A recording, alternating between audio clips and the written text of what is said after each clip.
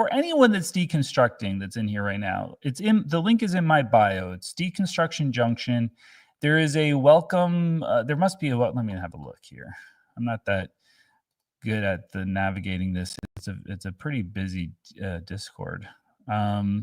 There's a supporter chat. There's different hanging out voice chats. Not a lot of people in there. Community. Okay, let's scroll down. It's a welcome. So there's a tab that just says welcome. So you would start there, and you can say welcome chat. You can just introduce yourself, and then no one's going to hurt down. No one's going to hurt me in my safe space, Joel. No one's going to question what I've been believing about the Bible for 30 years. Man should be ashamed of himself. So if you're not aware of the fact, I was just on Joel. Now, I want to go on Deconstruction Zone, but he uses a platform. I normally don't use Discord, but I have to go on this guy's platform. I just have to. So I went on and resurrected my old Discord just to talk to this guy. And this is how I get treated. This is how I get repaid. Jesus is Lord, and he's coming back. I'm back. But this guy is certainly outside of the faith, once and for all, giving to the saints. And his name is Joel. He has a little channel. Now, remember, these types of atheists prop themselves up every 3 years. Now that we have the internet, probably even intervals are probably a lot closer, maybe 1.5 years. Every 1.5 years, people like Joel prop themselves up on the internet. Okay, and before that, it was the Town Square. And before that, it was Elaine Pagel. And before that, it was a Jesus Seminar. Okay, but they prop themselves up, regurgitating the same defeated arguments that their predecessors presented to those like the John Ankerberg and to those like Hank Hanegraaff and to those like Walter Martin, the original Bible answer man. And they have all been destroyed. So why does someone like Joel even have the unction to resurrect these arguments? Romans 1. They suppress the truth in their own unrighteousness. Okay. So this is a review video. It's only going to be about 45 minutes. We're going to review. I want you to see how the atheist goes about avoiding Christians who actually have answers for what they're asking about. There are two methods. There are several methods they use. One is the straw man, the other is the red herring, and another is to move the goalpost. So you demonstrate Leviticus 25 does not talk about enslaving people. They ask you, what about the children in Exodus 21? Classic moving of the goalpost. And then get upset with you when you want to go back to Leviticus 25 and get some closure on Leviticus 25 so that you at least, Joel, will no longer believe what's untrue, at least about Leviticus 25. Go ask Dr. Josh. He'll tell you that these are what we would consider migrant workers. Yes, you may purchase them. There is no volition being violated. There's no hint of volition being violated. And the burden of proof was on you to demonstrate that you couldn't do it in front of your audience, Joel. How embarrassing. How embarrassing. You didn't get any support from your own chat, from what I observed. What he's doing right now is he is giving his audience members some safe places where they can go deconstruct the Christian faith. Okay, where they're not going to be challenged, where everyone there is already on the same path that they are. So there's no friction, there's no pushback. So he's giving his audience some of those safe places to go. Okay. And I'll unmute him when I actually enter into the Discord. But that's what he's doing right now, because that's what atheists need. That's how they thrive. That's how they multiply. They multiply by getting your kid in a room with a homosexual. They multiply by getting your daughter in a room with a transsexual. That's how they multiply. They can't multiply where there is friction, where there is debate, where there is someone who's going to push back against their motive, their ideas. They can't survive in that environment, and you're going to see that here. You're going to see that here. All right, let me see if I'm on yet. So, guys, we're here for Atheist Sunday School. We're going to talk to some Christians, see if they can show us the Bible God. I think I got to turn this down again. I've got to. Joel is still alive, so I am sort of sniping him, but I'm going to rewind it to the portion where I was on the platform. But I the reason why I'm doing this right away, because I don't think he's going to let this one stand. Not after that embarrassment. Complete embarrassment. And it's sad that no one ever sat this man down, including his own father, and taught him how to read the Bible. Not a minister, not a deacon. Hey, Smokey's saying, God bless you. I think I'm here now. All right, I'm in. I'm going to unmute. Let's see. Justin, yeah. Yes, yeah. He's another safe for space. Sure. And the deconstruction junction is kind of like Justin, like he's a big creator in that space. So I came in and suggested to him in a sort of a sarcastic way that there are several other safe spaces he and his atheist friends can go to deconstruct the Bible. And I mentioned Deconstruction Zone. And guess who I'm reviewing in a few weeks? The Deconstruction Zone.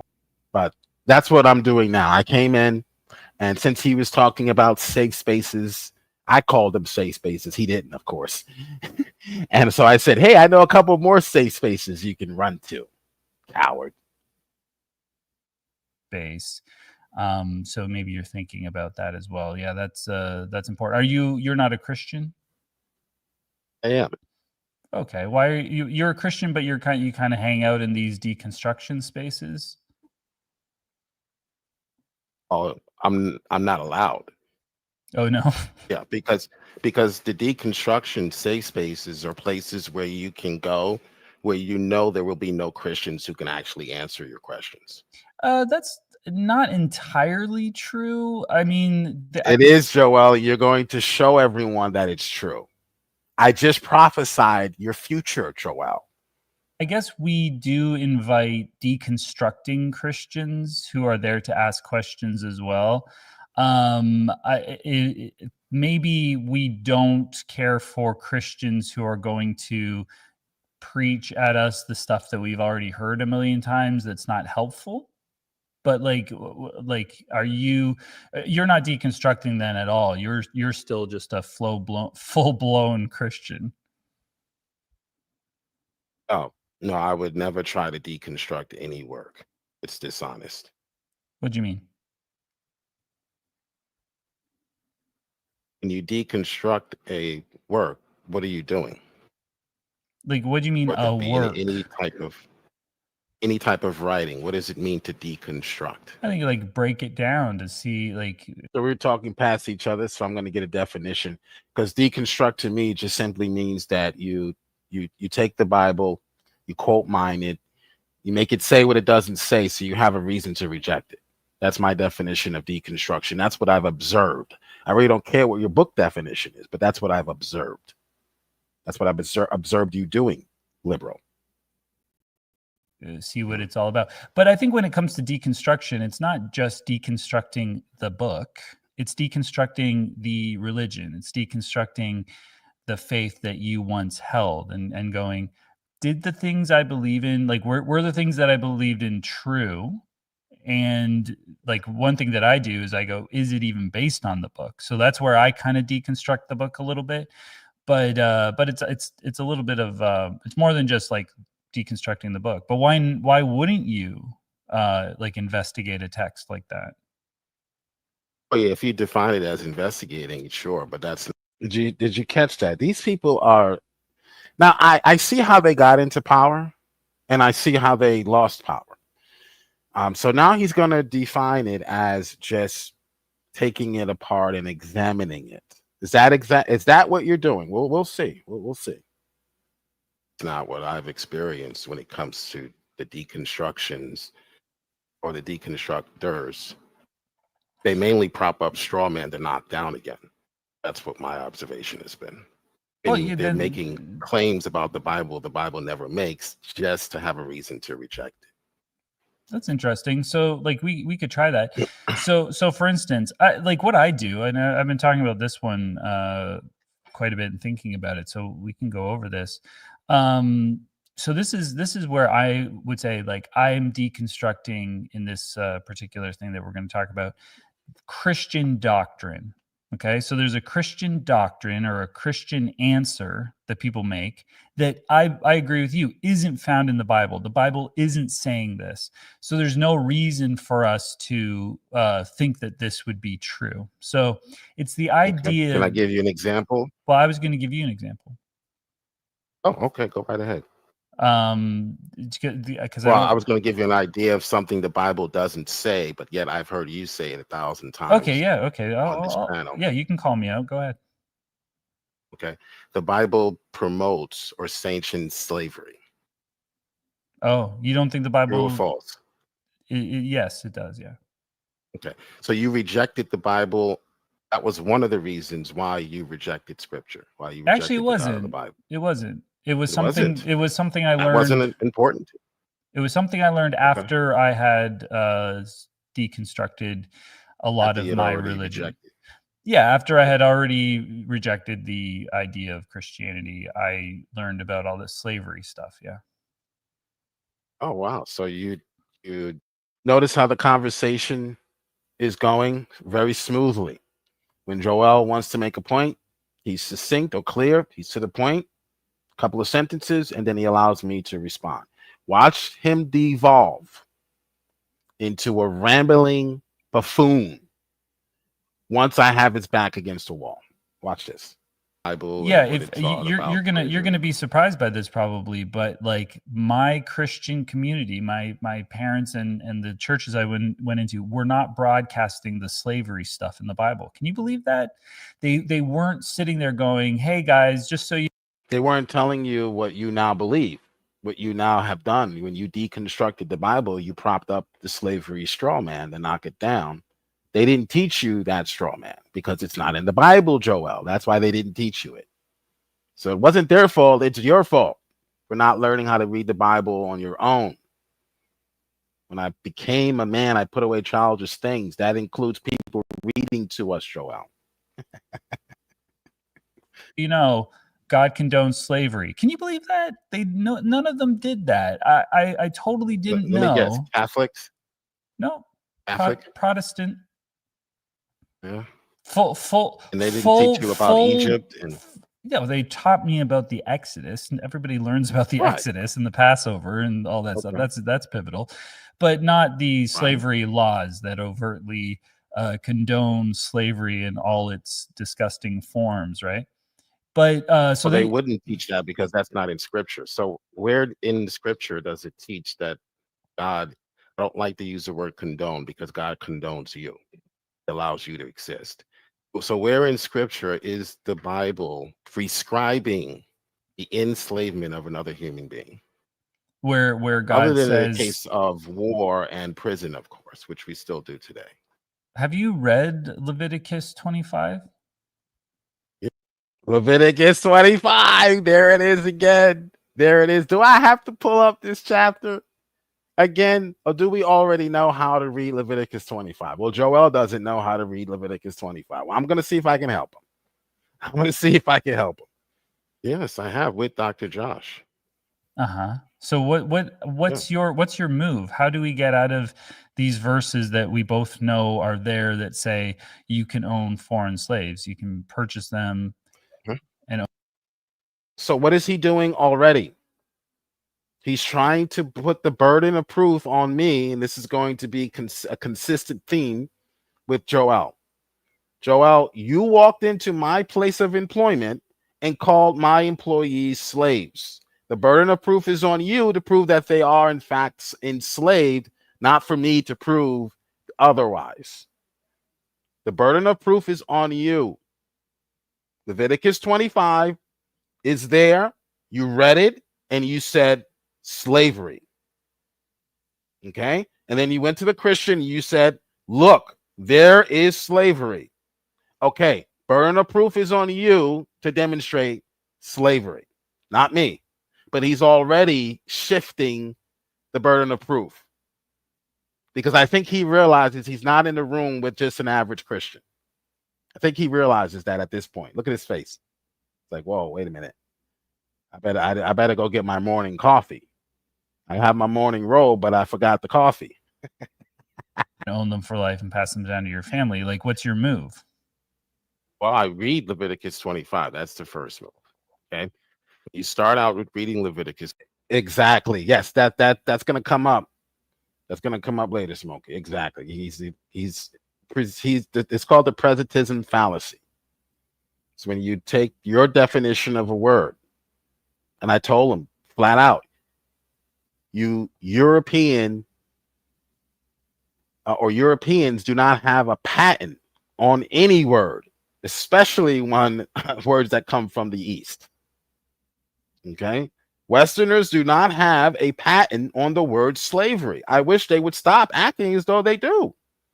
Or the word purchase, or the word owned. I wish they would start pretending as though they do. Well, that's what it says. But what does it mean in their culture to be purchased? What does it mean in their culture to be bought, to be owned? And does it mean the same thing as it means in your cultures? In some senses, it does. Like when a owner trades a player. Okay, is there a one-to-one correspondence between the two? No. But Joel's going to try to make it one because he doesn't want to accept the fact that there's still a remnant of that type of language even in our culture today. In fact, the NFL is looking to get rid of the word owner because it's taboo. It reminds us of the antebellum South. So as we move throughout time, we change the way we speak. We change the words that we use. Words become taboo. They become words that should never be used again. That's why you don't see people calling their children, naming their children Judas. Because Judas's name became taboo. Is there anything intrinsically evil about the word Judas, about the name Judas? No. But the etymology or the evolution of words is a thing, Joel. It's a real thing. I wish you were taught that. I wish you were taught that. So I didn't have to waste my time on a Sunday morning. Actually, I was looking for that conversation. I was looking. My wife's like, no, you were actually looking for Joel. Stop it. Okay. It's 25. What do you notice about the context? What is being discussed in the previous verses before you get to verse 44 through 46, which you love to isolate? What do you notice is being discussed? It looks here from the headlines, it starts with the Sabbath year. So God is talking about sowing your fields and then the reaping and leaving it dormant for a year, that kind of stuff. Yeah. I think he's realizing he's up against someone who he can't just maneuver, even though he's going to try. The Lord said to Moses at Mount Sinai, speak to the Israelites, say to them, when you enter the land that I'm going to give you, observe the Sabbath. And then he gives them a civil law. Do not prune your vegetables on year 7. Okay? That's a civil law, how you are to behave. We can get into what scientists have determined. You practicing this law is actually beneficial for the land. Science has determined that, but that's another topic. But in the 7th year, the land is to have a Sabbath rest. So he gives them a civil law for how they are to treat the land that they will encounter. Okay. Stuff. Familiar with that? Okay. What would we call that? Keep going. What else do you see? It would be the Sabbath year. And then we have the year of Jubilee. All right. That's Happens every 7 years. You have I the guess. Sabbath year, so he's giving you some civil and some ceremonial law. What do you see next? Oh, You kind of are breaking up a little bit, so I don't know if you're not near Wi-Fi or something. so yeah, you Verse 14. Okay, so he starts out by giving the Sabbath laws, some civil laws, property laws. In the year of Jubilee, everyone is to return to their own property. Okay, nothing nefarious, nothing, no one's volition is being taken. These are the laws. These are the rules that everyone would have agreed to. No one is being forced to do anything in any of these passages, including verse 44 to 46. But Mr. Joel is going to try to gaslight and convince you, because he sees the word slave, that that's not the case. Again, the burden of proof is still on you, Joel. If I do come back to your channel, your echo chamber, where you only allow certain people in, you're not going to let me in, first and foremost. At the end of the conversation, he kicks me, mutes me, while I'm still on the stage, and says, well, why don't you come back when you can be a little less abrasive, I guess he was saying. I'm paraphrasing, but we'll actually get to see what Joel said, how he cowers, how he runs and cowers and tries to convince his audience that it was my fault he had to kick me. So in verse 13, the year of Jubilee, everyone is to return to their own property. Verse 14, if you sell land to any of your own people or buy land from them, do not take advantage of each other. Okay? So if you buy land from them, these are the people in the land that you are going to go to. These are foreigners. Do not take advantage of each other.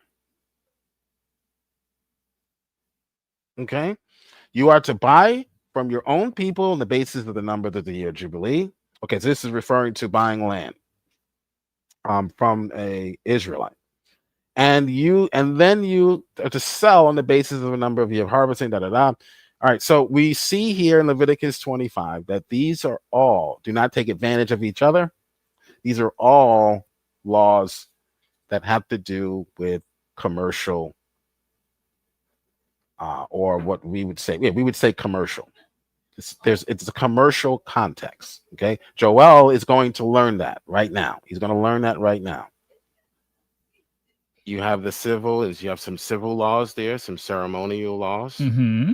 Verse 14, you have land. So some being sold. land being sold. Yeah, that's right. Right. Mm-hmm. Okay. People living, Do not take living advantage in the land of each other. Yeah. Right. And then you have.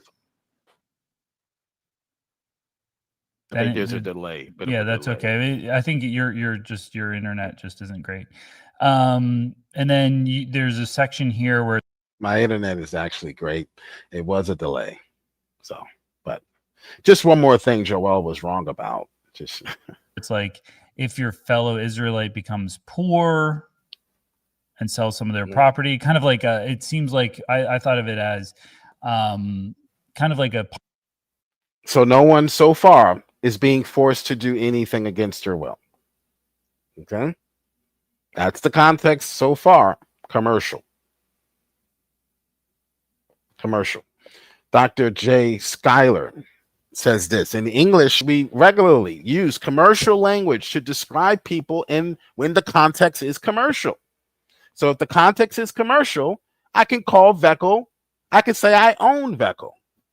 I really am saying I own the rights to his property. That's really what I'm saying. Or I may even own the rights to him as my property. And we get to define what that actually entails, not you. Okay, that's up to the two agreeing parties, what it means to be owned. Ownership can be defined as him working for me until the debt is paid in full. You don't get to define what own means because you live in the 21st century and you have an iPad. The context defines what it means. That's what Jay Schuyler is trying to teach you, Joel. Deconstruction Zone. Dr. Josh. Start reading the actual scholars who read Hebrew, who teach Hebrew. the ones who were invited to the Oriental Seminar to discuss this very matter. Dr. Josh wasn't invited. In English, we regularly use commercial. Oh, by the way, this is Jay Pasik's argument as well. Joel's argument is Jay Pasik's argument, is every atheist argument. They think they have a patent on words, but they commit the presentism fallacy. Your definition of these words is not the same as even the 1611 King James definition, because they still had serfs, and slave was not taboo. The word slave was not taboo. So they still used it to describe people who aren't necessarily there because their volition has been taken from them, or their rights, we would say, their human rights. In English, we regularly use commercial language to describe people when the context is commercial. For example, a player being sold to another team, as one might, or traded, as one might trade a stock, or the transferring of an employee to another location. Sure, they're not called slaves, because again, the word slave is taboo. Challenge the atheist to demonstrate that these are enslaved people, not that the word slave just appears in the text. Okay? Or transferring an employee to another location, as we might transfer money. We do not use this language because we view the people involved as less than human. We use it because it accurately describes their circumstances in a given commercial context. Joel. To say that servants are property, Leviticus 25, or inherited, Leviticus 25:46, is not to put them on the level of furniture, any more than it is to say sports star is traded, puts them on the level of a stock. Okay, Joel, is those two brain cells that you still have left? Are they working? Gangsta Ghost wants to know if I can go on his show tomorrow. Sure, I'll go on any show. It'll have to be after 8:30, however, 8:30 Central Time. Okay. Send me the link. Put the link in the, well, you can come in if you'd like. If you have your own channel, I'm sure you have a mic. You can come in and we can set that up. Are you a Christian, Gangsta Ghost? All right, so let's go back to the video. So Joel is going to learn this, what you're reading. He did not know this. He did not know this, even though he did know this. But why did he forget this very simple truth proposition, this common sense truth proposition, when it comes to the Bible? Because he hates the Bible. And if you hate something, you're going to omit anything that could truthfully, rightfully, what's the word I'm looking for? Vindicate the Bible. They hate Donald Trump. That's why they doctored the video from January 6th. They took out all the parts that showed that, yes, people were being let in by the Capitol Police. The Democrats literally edited the video. So Joel knows this. What you're reading on the screen, Joel knows this is true. I brought this up to him. He ignored it. He doesn't want to face the fact that, yes, we could use words like buying and selling and owning in a commercial context and not be suggesting at the same time or denoting or connoting, which one, I don't know. we at the same time without necessarily suggesting anyone's volition has been violated. So I would hope Joel would not pick up a sports ledger in 3,000 years if he's still alive, and he will be, and read that America in 2025, someone by the name of Jerry Jones, the owner of the Dallas Cowboys, purchased a black man. So then slavery extended. Slavery didn't end when it ended. When did slavery end? Okay, with the Emancipation Proclamation. Slavery actually existed up until 2025 in some parts of the United States. How do I know that? Because I see the word purchase. I see the word owner. I don't see the word slave, but maybe player was a different type of slave. So so that's what they're doing with the Bible. You could easily do that with any text that uses this type of commercial language. Game over. Game over, liberal. What are you going to do now? What are you going to argue now, Jay Pasick? Well, he's not. He's already given up. In fact, he says he's not doing any more Jill videos because he knows his argument is done. He knows he's finished. Jay Pasick, you're done. You never clicked on any links because you didn't want me to make this plain to your audience. You didn't allow me to come on your stream because you didn't want this to happen to you. Joel didn't know who I was. That's why he made the mistake of allowing me on his channel. He will never allow me on his channel again. Guarantee you. Because if I come back, I'm going to leave off right where we left off. Where did we leave off? Well, let's go back to the video, shall we?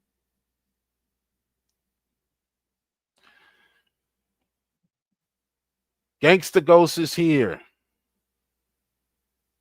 Let me get this video up and I'll add him to the show.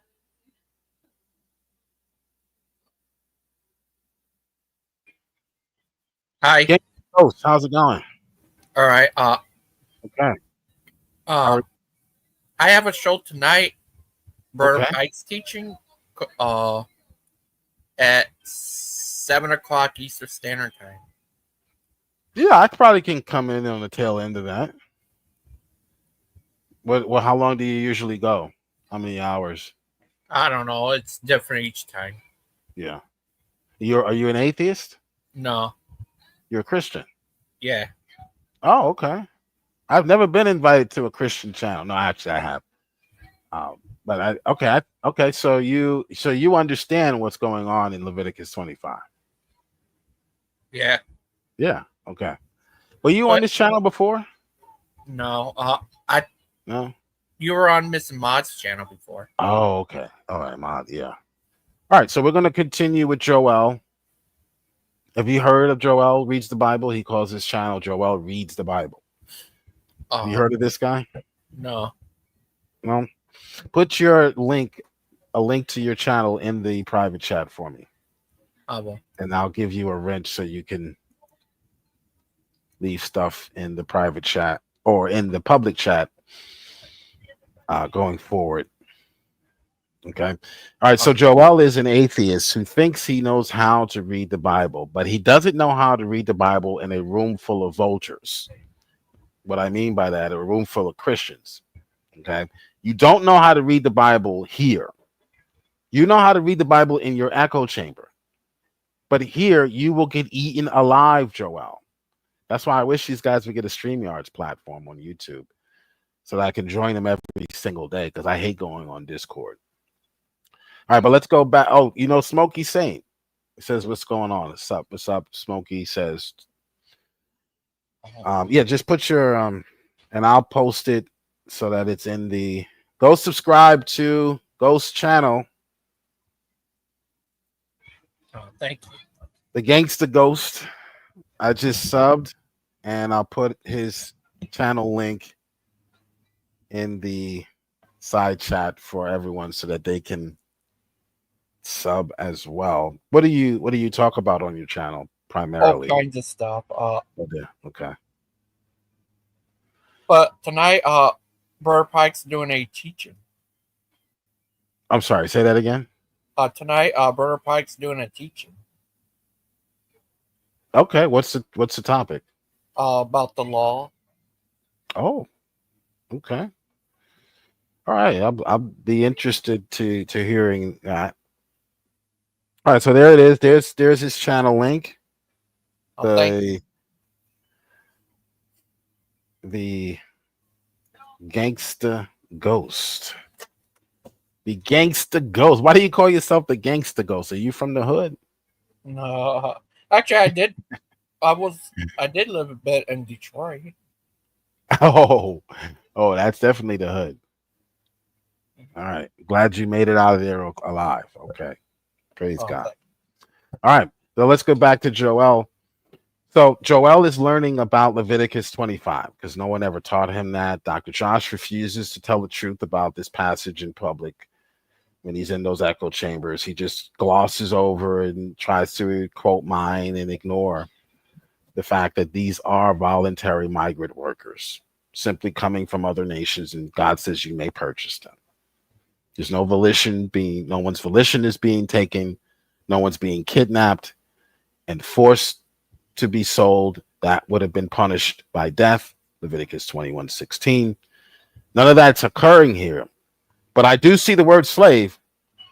Pawn shop concept. You can sell it to someone, but they can. So we're going over Leviticus 25, Ghost, and we started with verse 1, and I'm showing him, and I do this with all atheists who believe what they believe about Leviticus 25. Go through Leviticus 25. And I even had one write the word C if it's a commercial transaction. If it's a commercial voluntary transaction, they had to write the word C after the sentence. Make it interactive because that's the only way they're going to learn how to read.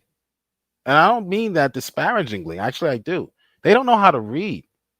But I think it's willful ignorance. I don't think it's something they weren't taught. Many of these people went to Ivy League schools. Why can't you read? Context is king. Why don't you know that? Someone that's having a conversation or a letter writing you about commercial transactions doesn't all of a sudden start talking about enslaving people. Common sense dictates. But these people have no common sense.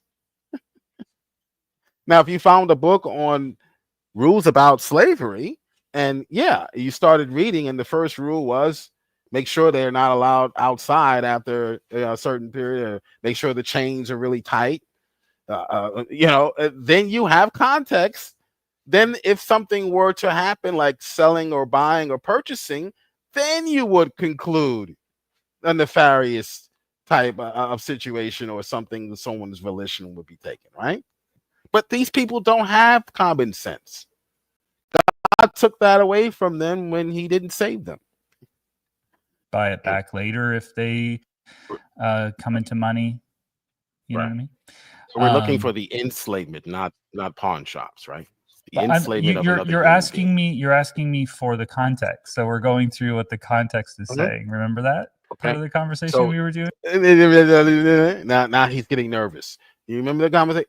No, the conversation was, Joel, that we're going through the context to determine if the context is commercial or if the context is one that involves rules for trafficking people, how to traffic people. Okay, so when you read a story, you should be able to come up with the main idea, or we can say the thesis or the central idea. And that's where we get the title from. How do we entitle this story? What do we call it? Rules for how to slave traffic, how to engage in slave trafficking, or commercial laws for how to purchase, buy, and sell, and what are the rules are concerning those things. The land must not be permanently sold. Okay. And then you also have buying of houses. You have buying of property. And so this seems to be a commercial context, correct? Sure. Yeah, that makes sense. Okay. So the context is commercial. Okay. So why is it that when we get to verse 44 and 46, why did he disagreed with me? Did you see that? He just agreed with me, and then when I repeated it, it's like, something clicked.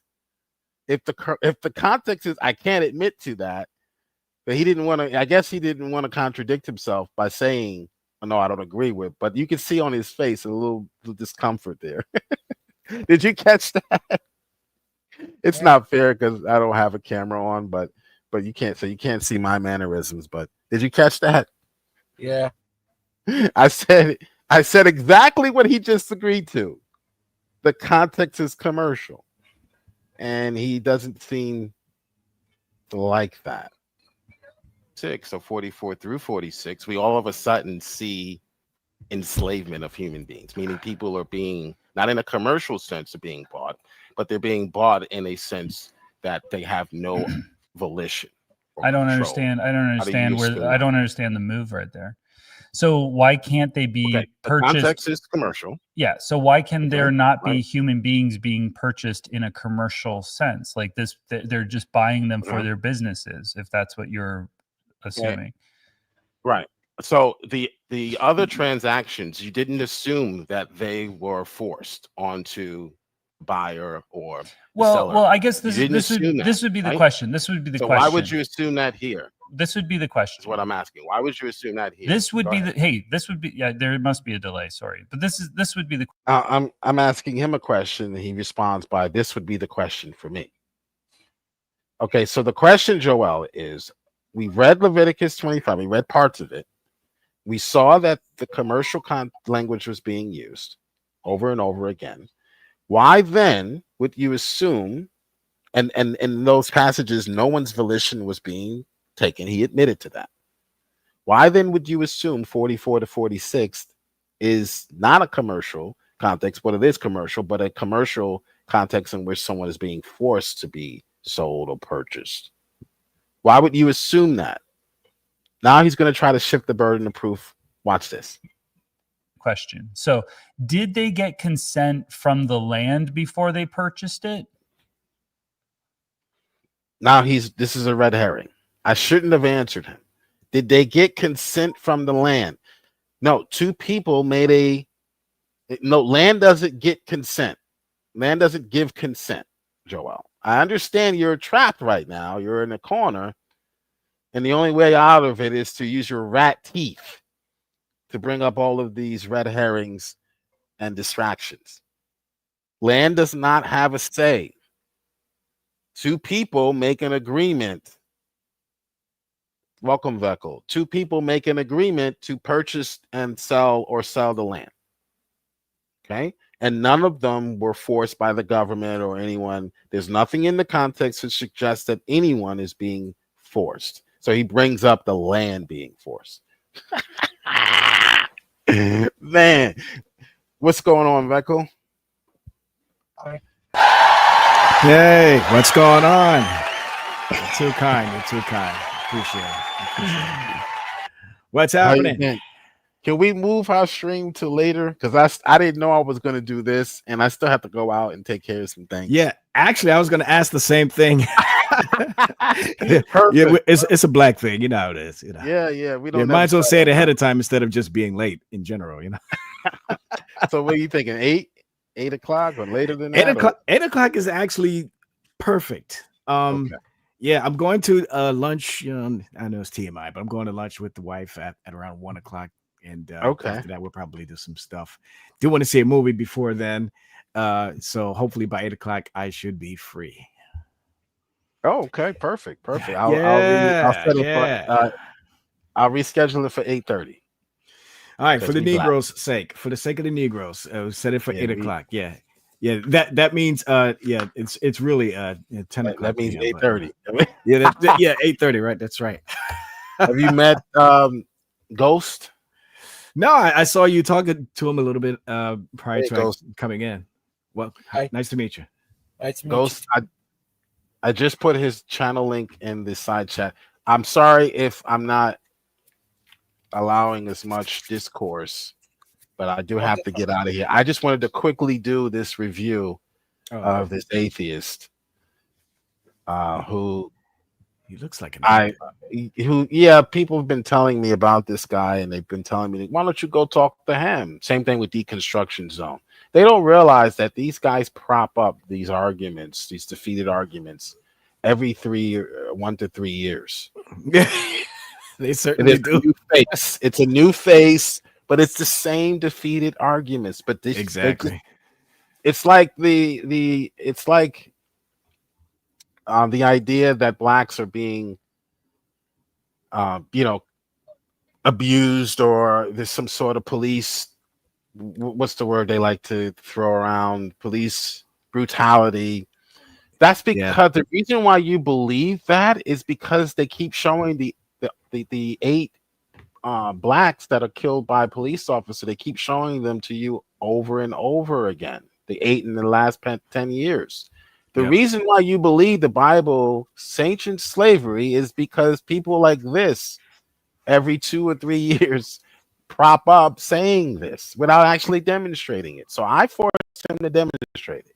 So we're in Leviticus 25, and we've determined that the context is commercial. He admitted the context is commercial, but he still wants to believe that verses 44 through 46, there is some sort of enslavement going on, or people are no longer in a commercial context now. Now you're being forced. Now it's not about, okay, I'll give you 1 burger, you give me a hot dog, I trade you a banana, you give me 5 bushels of corn. It's no longer that anymore. Now it's, come here, Nick. Okay, no, get your. Now all of a sudden we get to verses 40, and I wish he would have allowed me to stay longer. He actually wound up kicking me, of course. That happens with you a lot of. Oh yeah. Because I would have shown him that the slave in Leviticus 44 actually became rich and started buying his own slaves. Mm-hmm.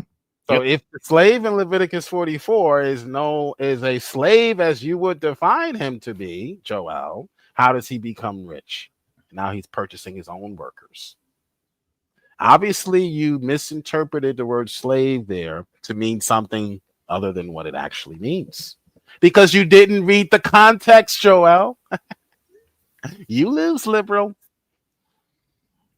There's no indication in these texts that any land was taken without the owner's permission. No, of course. It simply says that's right. Trade land, crops. You can trade safely when you get safely all, in the land. All types of property, correct? Fruits, right? Commercial transactions, business transactions, Yeah. all voluntary. There's nothing to indicate anyone's volition being violated. So why, when you get to verse 44, you decide, someone is being violated here? Well, because they're different types of property, right? So when we get into verse 44, he's not going to answer the question, but notice he's trying to filibuster here. There's different types of property. Does that answer the question? Does that answer the question, Ghost? No. How do you know that this property here, that's a red herring? There's different types of property. So what? Show me that this property here, that this property's volition has been violated. That's what I asked for, Joel. I didn't ask you how many different types of property there were. This is Dr. Josh's trick. Well, there are different types of slaves. No one is asking you. No one is asking you what the different types of slaves are. I'm asking you if this man here, if there's any indication that this slave here, this property here, is being forced to work against their own volition. But when you get these people in the corner, that's all they have is deflection, red herrings, muting, censorship. This comes from decades and decades of the indoctrination upon the atheists, that whenever they're in a discussion with their Christian interlocutors, that it's always the Christian that is in the hot seat. It's always as if, okay, since you're the theist, therefore the onus is on you to convince me that this position is correct or wrong, yada, yada, yada. But see, that's the problem. That's the problem with their position, is that they have all these assertions and they just throw them out there, making these positive claims. And then when we ask them to prove these claims, they then try to put the onus on us to say to them that that their position is wrong, when they haven't been able to properly validate their own position. You got those situations with Josh. Of course, we've examined his garbage and seen that he's just as biased and untruthful as the rest of these guys. But again, I think that stems from this idea that because we are the theists, therefore we have a higher accountability to give an account for what it is that we believe versus their assertions. You know what I mean? And it's just really unfair for them to do that. They know that it's unfair. Well, some of them do. I think some of them are stupid.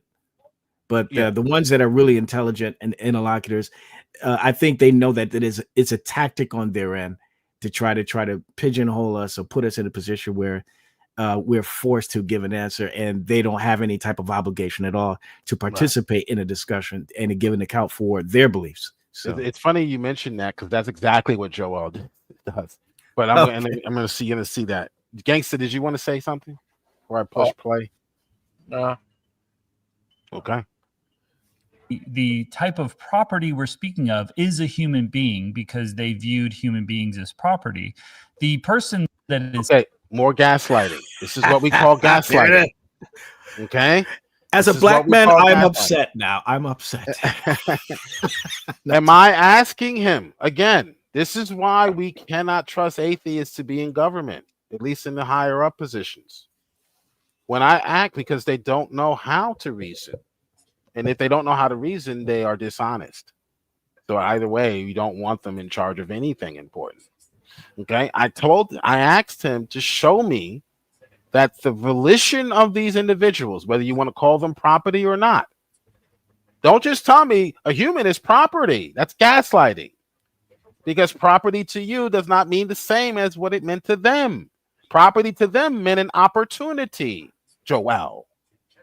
Being someone's property meant you had the chance to inherit wealth, Joel. Asked Eleazar, who was a Eved or a slave of Abraham. If Abraham did not have a son, his slave would have inherited all of his wealth. Uh-oh. Do you want to be property now? Yeah. So you're gaslighting. You're a dishonest liberal. That's why you vote for people like Kamala Harris. Selling the human being isn't being forced or violated, just like the person selling the property. Can you don't talk over me though? Okay, is the person being forced? After a while, you just get tired of the Gish Gallop, and it's like, answer the question, Joel. He's becoming he's thinking on the fly. That's his problem. Yeah, that's another tactic too. The Gish Gallop. He's thinking about what his answer. So he's not. I don't think he's aware he's not answering. Right. The Gish Galloping is a cover up. It's the same as someone saying, hold on a second, let me go Google my answer real quick. But what they're doing is filling in the dead air by giving you a bunch of Gish Gallop to cover up the fact that they say a bunch of nonsense before they actually get back to the point, or if they ever do. Yeah. Also be careful, because an atheist can give you facts. But just because they're giving you facts does not mean that they're answering your question. So what Dr. Josh will do is, and people like Joel and Deconstruction Zone, is they'll start spewing out a bunch of facts. And you can't argue with them because they're facts. That's right. But at the same time, it's a red herring. They're deflecting. I asked him, how do you know the property in Leviticus 25 is on the level of chattel, basically?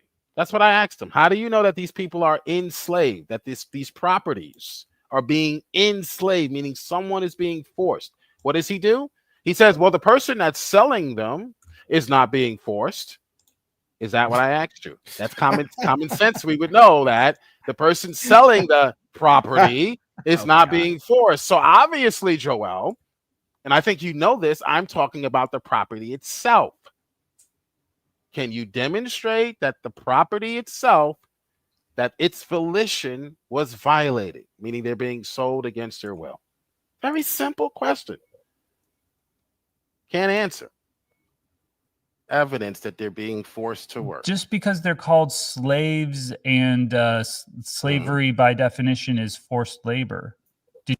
Game over. Game over. Just because they're called slaves. What is that called, ladies and gentlemen? The presentism fallacy. Mm-hmm. The presentism fallacy. You lose, Joel. I can stop it. I can end it right here. You lost.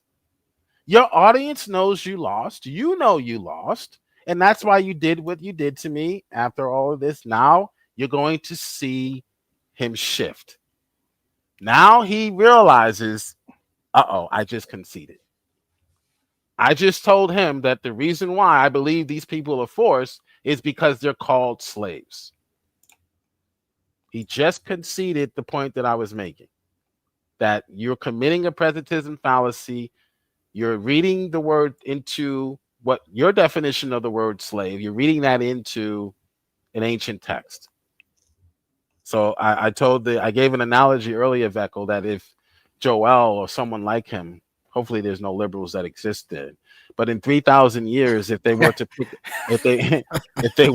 well, they keep going the way they're going, they're not going to exist in 3,000 years. That's right. Homosexuality, if the Lord tarries, right? So if the Lord decrees. All right, two little challenges coming up, guys. Don't run. Don't try to plan something at 8 o'clock now, because you know the two challenges coming. All right, but what was I saying? I just lost my train of thought. I got to go back and rewind to find out what I was talking about. Oh man. But what he's doing is not new. Okay, it's not new. He's deflecting.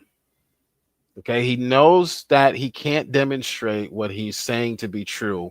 So now you're going to see him try to shift the burden, like you were talking about earlier, Beckel.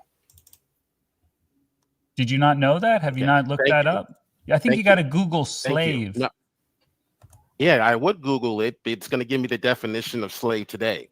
Slave in the ancient Near East could have meant a voluntary worker as well as someone who's forced to work against their will. We can tell that they're not voluntary because somebody purchased them. Did you know that? Property. Okay, oh my gosh. We can tell that they're not voluntary. This is Jay Passick's argument.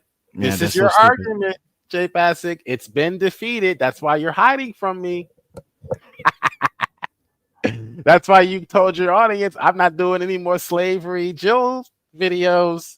After 50 videos on Jill and slavery, you're not doing any more all of a sudden, because you saw that video that came out where I actually demonstrated how your argument fails. It's called the presentism fallacy.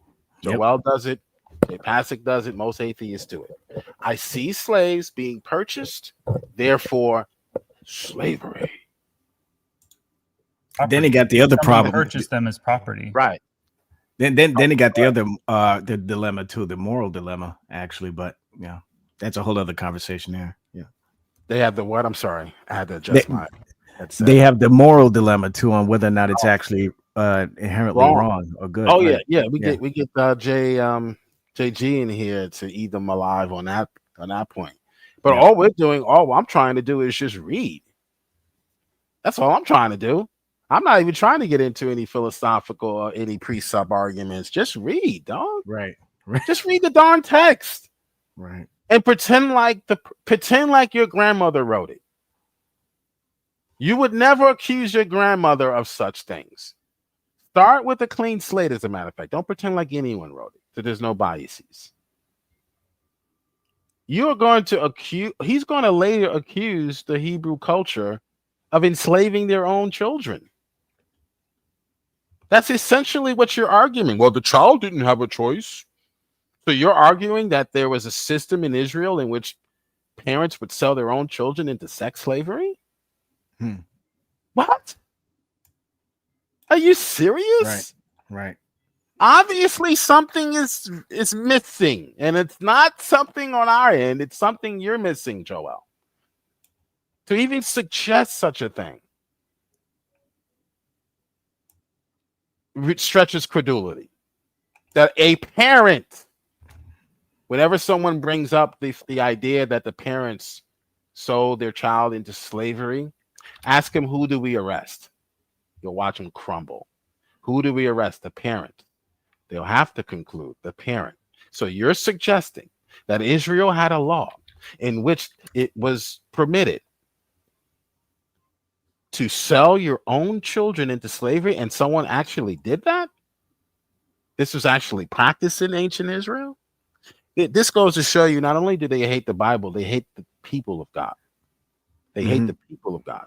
That's why a Christian can go march peacefully and they will turn it into January 6th. They hate the people of God. They do not give the people of God the benefit of the doubt. They do the exact opposite. They do the exact opposite. They assume the worst because they hate you, because they hated Jesus first. That's why they hate you. So it's not because of you. Okay? Unconditional election. It's not because of you. That's what we'll be discussing later. The U in TULIP. Last time we discussed T, the total depravity. The T stands for total depravity. Now we're going to be talking about election. Okay? Someone purchased about 140 players in the NFL draft. Well, why are you making? Why are you changing? Why? Hey, why are you? Hold on, no, hold on. Why are you all of a sudden? Okay, so you notice in the beginning of the conversation, now that his back is against the wall, he can't fight his way out. Those rat teeth are not strong enough to chew his way out of this one. Okay, so now he's going to start cutting me off. He's going to start muting. He's going to start propping up straw man's arguments I never made.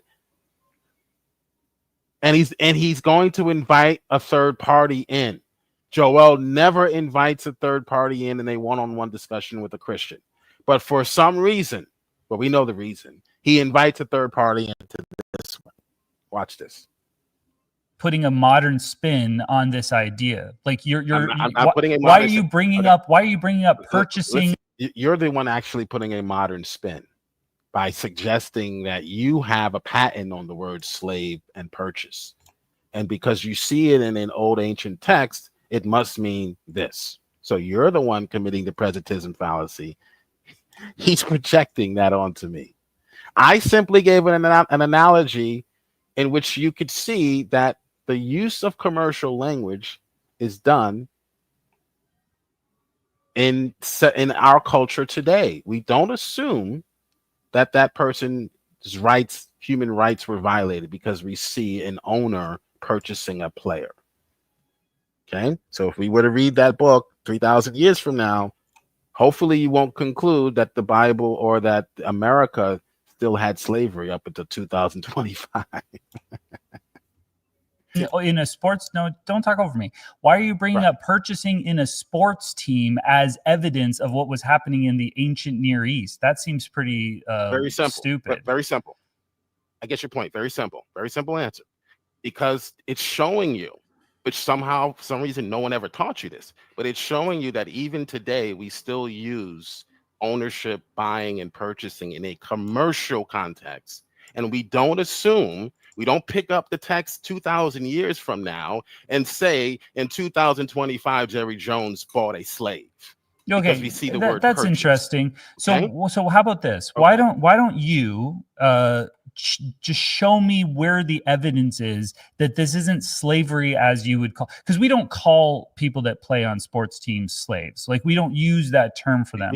So why don't you instead of just guessing, why don't you show me evidence that the slavery in the Bible was actually just voluntary, what's it called? Employment, where certain people could employ someone and then sell their employee to another.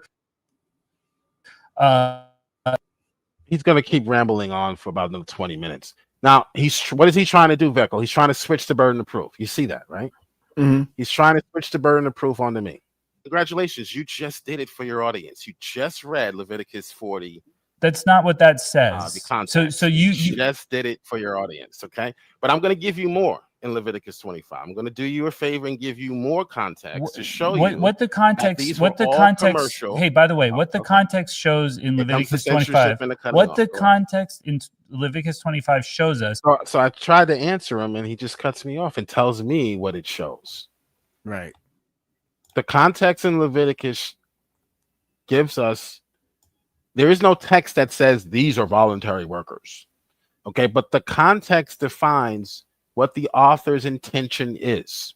The author's intention is to give you rules and laws for in a commercial context, Okay, so the burden of proof still is on you, Joel. And if I do appear on your channel again, I'm going to leave off. I'm going to start where we left off. Don't think you're going to talk about another topic. No, you will not. The burden of proof is still on you, which is why he won't let me in. I guarantee you. It's still on you to show that in a commercial context, these are actual people who are being forced to work. Because commercially, we know that language, we use that type of language, but we don't necessarily mean we own you like a piece of furniture. Jerry Jones does not own Micah Parsons. Actually, Micah Parsons got traded, but Jerry Jones did not own Micah Parsons like we own. He doesn't own the team like he owns a piece of furniture or the players on the team. Right. We know what that means when we say he's the owner of the Dallas Cowboys. Okay, we know what that means because it's in a commercial context. That's all I'm arguing here. So the burden of proof is on you to show in a commercial context, which you've already agreed is a commercial context. If you heard that part, you've already conceded that. The burden of proof, therefore, is on you. You're the one walking into my place of employment and saying, because you see someone lifting a heavy object, hey, there's a slave there. Now you want me to come show you his working papers? No. You go prove it. You go prove. You get the evidence and gather the evidence and say, hey, to prove that this is an actual slave. You can go interview the slave. Okay? The burden of proof is on you, not me. Is that people are purchasing property. And then when we get to in all of Leviticus 25, people are purchasing property. And then people are purchasing property, you would say, in a way that is violating their human rights, meaning against their will. Why do you leave that part out? Because the atheist doesn't want to make a positive, clear statement. That's right. That's why. He doesn't want to make a positive, clear statement so that it can be refuted. He wants to live in this world of ambiguity, uncertainty, so that I can never address his argument. That's so that he can continue going on, living his life, believing what he wants to believe about the Bible. Anything, Ghost, Veckel? No, you're hitting all the points pretty good. Okay. I'll jump in whenever something pops up. Yeah, let me know if you need to say something. Just start talking, and I'll pause. Okay, sure. In 44, they're purchasing more property. There's no reason to assume that property has agency. Just all of a sudden. Okay. All right. Oh, Did you catch that? Did you catch that? That's right. There's no reason to assume that property has agency. He's telling on himself. Yep. There's no reason to assume that property doesn't have agency. But he's slowly but surely trying to change the burden of proof now. I have to prove that they do have agency, even though he's the one that made the claim that they didn't. That's right. Prove that they didn't have agency, Joel. I'm just reading the text of commercial language, using commercial language. The burden of proof is not on me. I don't have to assume anything. Just like I don't assume there's no agency when it comes to the NFL draft. Go ahead. The Bible clearly demonstrates that there's agency with between the master and the so-called slave. It does. I mean, even the verse where it talks about the slave made a choice to stay, to remain with his master. Okay, right. But then of course they'll try to turn that around and make it seem like, well, it's only the Hebrew. It's only the Hebrews. Or the other one I've heard is, well, what else does he have afterwards? After he leaves, he has nothing, but that's already been debunked too. It clearly demonstrates that the year of Jubilee, and if the slaves were, willing to leave, they weren't to be released empty-handed. Right. Right. That shows volition there. So there are the passages where we can see that, and Exodus 21:16 destroys any idea that you could force someone, kidnap and force someone and sell someone into slavery, what we would call sex trafficking. Which is most of the time these people actually support if they're on their left. But anyway. Exactly. Anything, Ghost? Is Ghost still here? I'm here. All right. Did you want to chime in or say anything or no? Nah. He's a man of few words. How do you have your own channel? You don't like to talk. A lot of people come on and talk. Oh yeah, so you're just basically like the host and facilitating, and Yeah. okay. All right, cool. I'm definitely going to. What time was your stream tonight? Tonight is Bird Pike's having a teaching. It's at 7 p.m. Eastern Standard Time. Okay, well we can make ours. You want to do ours later, Becco? We're doing ours. I'm good. I don't have to work tomorrow, so I'm good. Okay, I can we can do ours like do whatever. 9 maybe. Yeah, that should be good. Yeah, it doesn't matter. Okay, so we can come support Ghost in his stream on his channel. Yeah, I just subbed to your channel, by the way, Ghost. Oh, yeah. Thank you. Yeah, check you out. The word of God. This is Kitty. Okay. Huh? Kitty comments. So we're going to read her a comment. Or I don't know if it's a her, but the word of God was written in such a way as to keep the surface freedom from understanding. Wow.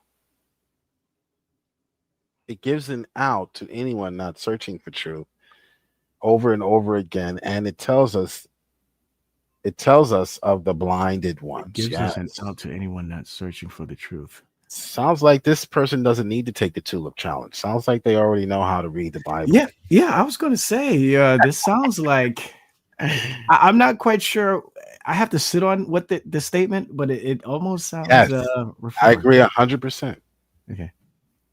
The Bible is written in a certain way in which they're going to miss it, and I also think part of it is their heart towards the people of God, the things of God. They're going to miss those things like commonsensical truths. Well, you're going to see it. Common sense dictates that a parent does not sell their own children into sex slavery. So why do you stretch credulity by suggesting there was an entire system of this? Jill, can I ask you a question? Because this kind of plays into the passage by Paul in 1 Corinthians 2:14, where it says the things of the Spirit of God are foolishness unto them that don't believe. Now there's two sides, right, of this of understanding, right? You got the philosophical understanding, and then you got the spiritual understanding, the spiritual discernment, the philosophical discernment. Is it possible that now if they call things like the Trinity or the resurrection foolish, obviously we would say that that's spiritual discernment. That's why they reject it, because they're their natural mind. But can they still be under the same category if they have just a philosophical understanding of what the Bible says, but yet they just reject it? Could they still be considered? I've never met an atheist that I've never met one. One may exist. Some people suggest that, what's the guy's name you've interacted with? I've interacted with him as well. But you've actually said that he's probably the only atheist you've encountered that's actually read the Bible or understands what it's yeah, Floyd FP. Floyd FP. Yeah. Now, I disagree, because I've had a conversation with Floyd FP, and I've showed him over and over again in that conversation. I think it was on Tyra, where Ezekiel never claims that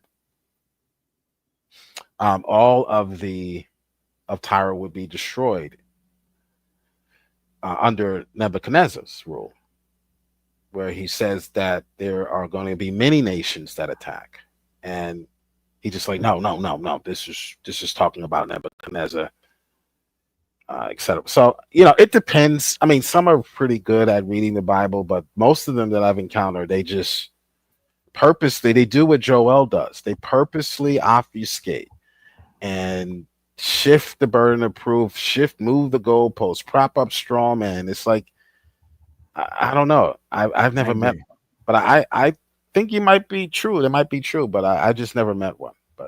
But because I do believe that the atheist interlocutor can have a very, very basic comprehension of what the Bible is saying. However, they still won't believe it. They're going to suppress it. They're going to suppress it, as Romans 1 says.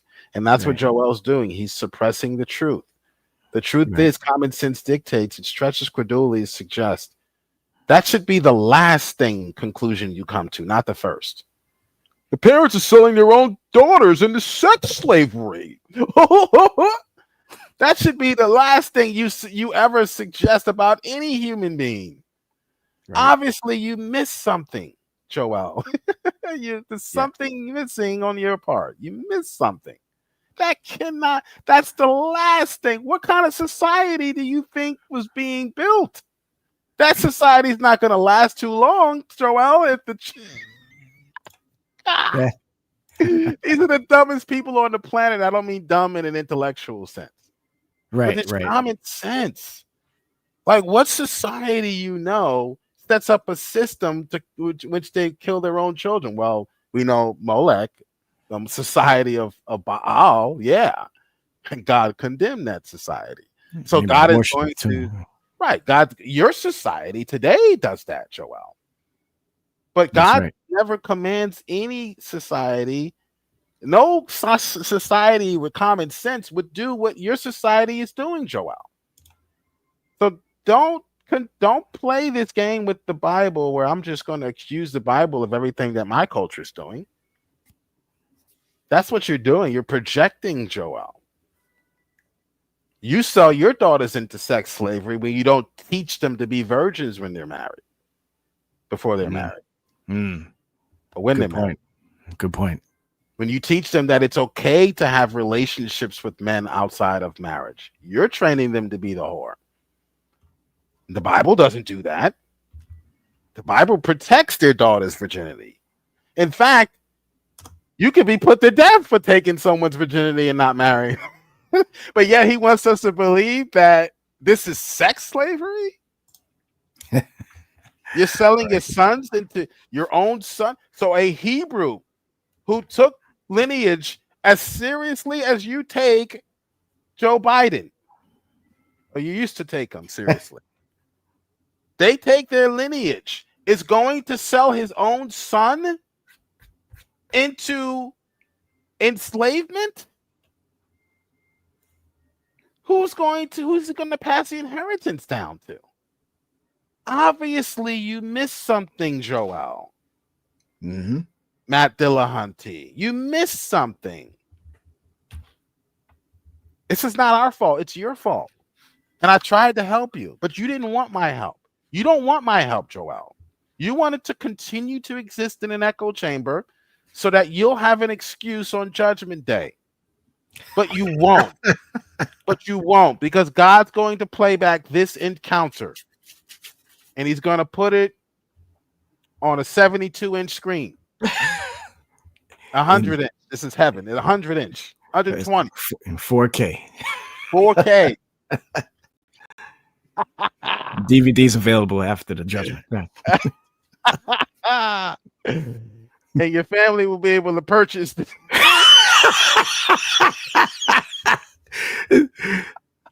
Say, hey, honey, would you mind?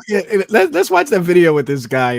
Put the DVD. Started at family discount. Family discount, right? It started at 5 hours and 30 minutes. Yeah, this is what he says. That stupid thing to that guy Joe. Yeah, remember? Okay, this is my favorite part. The angels are going to be watching, eating popcorn, laughing at you. The Bible says that God laughs at this type of behavior. Psalm 2. That's right. Mocks you. You should be mocked for what you did a couple of hours ago. Publicly, you should be scorned. In a commercial context. And we also it doesn't matter to say in the commercial context. By the way, guest, in the commercial censorship, guys. Hold on. No, you'll be able to talk. But in the commercial context, listen to this. In saying in the commercial context doesn't change anything. Like it's as if you think you're saying something. You're not. They are still people who are being purchased as property and passed down to their children. It could be part of the family business. Let me finish. It could be part of the family business, but that doesn't mean that these people all of a sudden have agency. That just is not in there. Okay, you have to prove that. Okay. No, actually, the burden of proof is on you because you came into my place of employment and saw people working and called them slaves. So the burden of proof, Joel, is on you. That's not true. Demonstrate that that's not true. You did say no. That I didn't. I did not translate this book. I did not translate this book.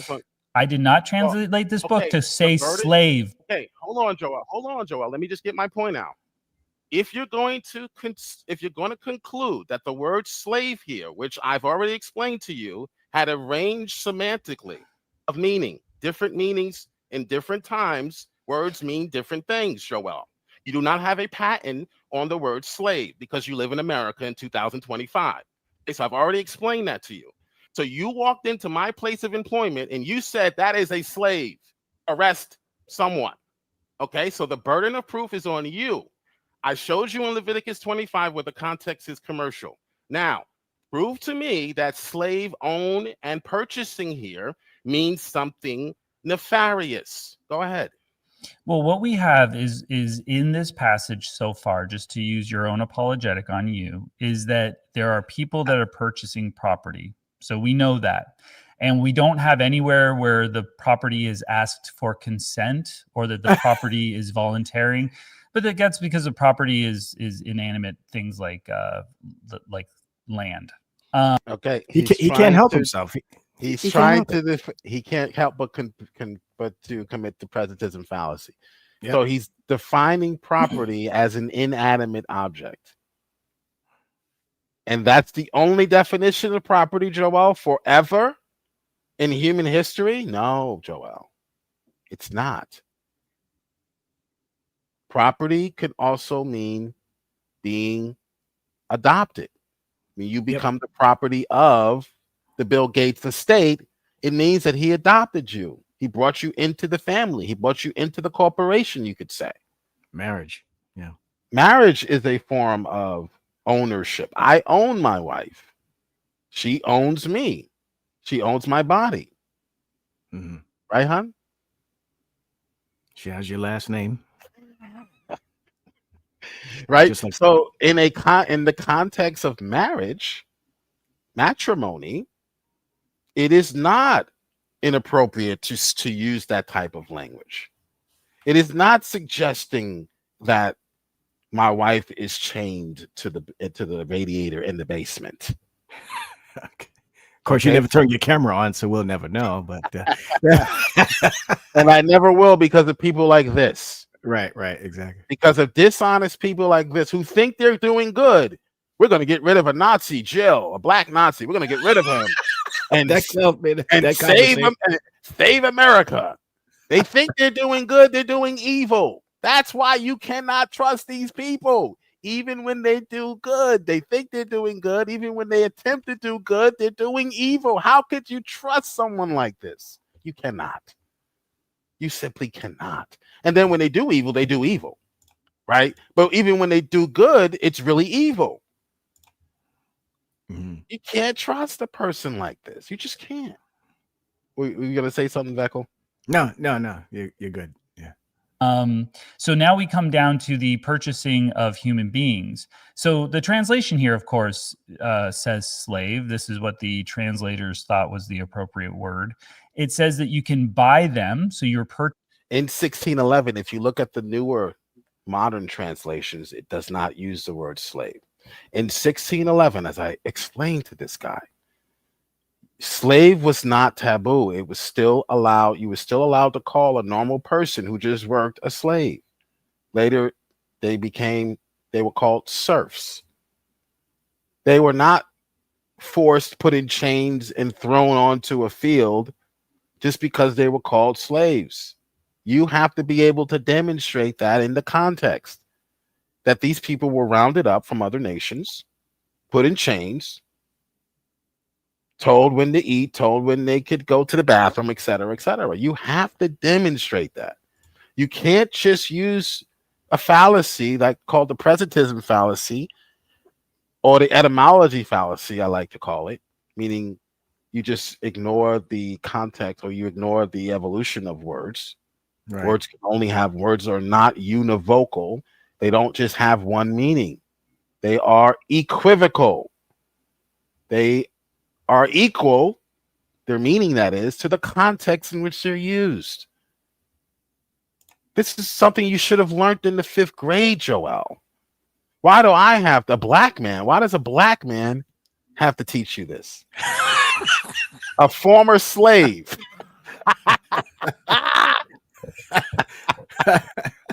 A former slave. Why does a former slave have to teach a white liberal that words are not univocal? They don't just have one meaning. And it's certainly not the meaning you came up with certainly we can't apply that to 1611, nor can we apply it to the 1st century, nor can we apply it to 5000 BC. Let the context define the word. When I was teaching 5th grade, 7th grade a few years ago, and these classrooms are self-contained, meaning they don't go to separate classrooms for everything. They stay with me. So I teach them math, English, etc., science. I used to give my students these context clues types of exercises in which the words that you had to define were not even real words, but you had to use the context surrounding that fake word, just a bunch of letters, it's not a real word. You had to tell me what the definition of that fake word was, only based on the context. Joel would fail that exam. Joel would fail that exam. He wouldn't be able to do it because the first thing he would do was he would go to a dictionary and say, aha, here's what the word means. No, Joel, context is king. You go to the context first. If there's nothing in Leviticus 25 that would lead you to conclude enforcement or enslavement, then we don't conclude that. Accusing someone of enslaving their own children is a very serious thing, Joel. So we have to have more proof than that, than the word slave and the word purchase, to come to that type of conclusion about a culture. That's why I called you anti-Semitic, anti-ancient Semitic. Okay, I know the Jews today don't do this. Purchasing people. And I don't know historically what you think purchasing people has looked like typically in all of these different societies, but it's usually been people that don't want to be sold. They're owned as property. Question, usually, so he's arguing from what we call popularity, or usually every time we hear the word purchase, that's not exactly true, actually, because purchasing people, we don't speak like that today.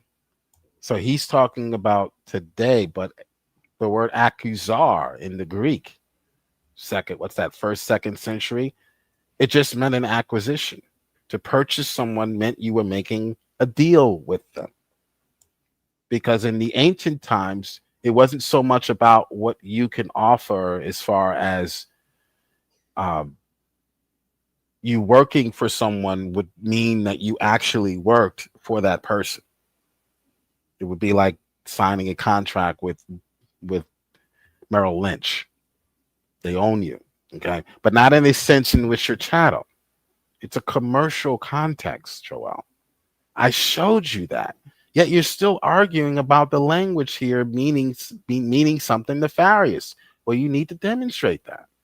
The burden of proof is on you. Watch this guy try to squirm out of proving his argument. And it shows here also that you can give them to your children as inherited property, right? So I don't know why we would assume. I don't know why we would assume. Okay, so he's giving you, this is what Dr. Josh does. He's giving you more factoids. You could purchase them, you can force them, or you could they have to do the harsh labor. It's like immigration, for instance. When you come over here as an immigrant, you don't have the same rights as we do, as a citizen does. So what someone like Joel will say is, you have to get a green card. You have to go to this English. Now, I don't know if this is necessarily the case, but you have to do all these things. Therefore, slavery? No, Joel, you would have to prove, instead of giving me a list of all of the, we would say, all of the stipulations of the contract, show me that the contract itself was forced on another human being. Don't show me what's in the contract. I know what's in the contract, Joel. I know that if you were not a Hebrew, you could be charged interest.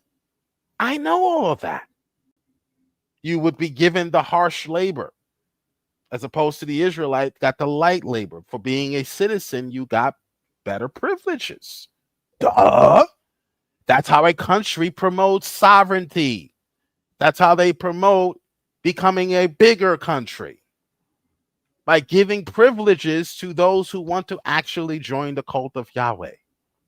So if you agreed to join the Yahweh cult and you dismissed your false gods, you had to denounce your false god. You had to sign a treaty, Caesarean Vassal Treaty. Praise talks about this all the time. He's right about that. You had to actually agree to this treaty with the Israelites. If you could join them, they're called proselytes.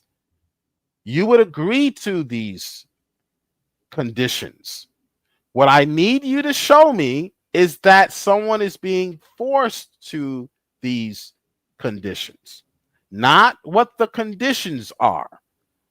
That's why I'm cutting you off here and saying, can you answer my question? And you're filibustering. Someone was going to say something. I heard a breath. No, that was I think that was my daughter coughing in the background. Oh, I'm sorry. I know I'm long when I got to end this in about a half hour. So let me get this over with. No, it's all good. Yeah. Assume that these people are voluntarily slaves, or that they're choosing to be slaves, or that they're employees, or any of that. You'd have to show that, because I'm just going based on the typical understanding of slave.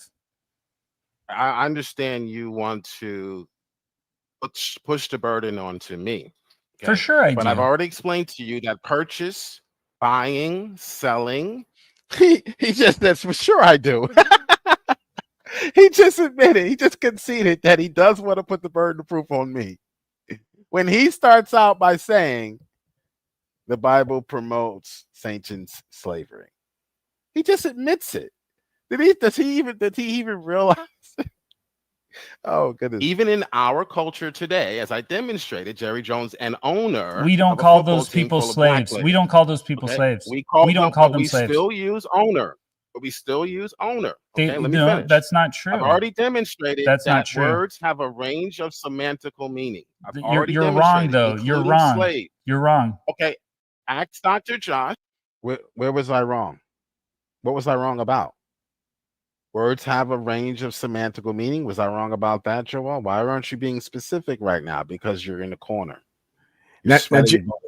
Now, Joe, I'm curious. Was Dr. Josh able to refute the claim that you made about the word slave being semantical? Having multiple. Okay, no, he didn't. He agreed. He agreed with me. Okay, gotcha. The word has a semantical range of meaning. I actually looked it up in the Greek. It has about 4 or 5 meanings. That's right. And in the Hebrew as well. Yep. Aved and doulos. They have a range of semantical meaning. So what am I wrong about, Joel? You're the one assuming nefarious motives behind the author's intention. So preconceived notion. I'm just simply saying there's no evidence that there is any nefarious motives behind the intentions of buying and selling here. There's nothing in the text to suggest such. If you believe there is, why can't you demonstrate that? Well, I can. It says purchasing. That's you're arguing in a circle.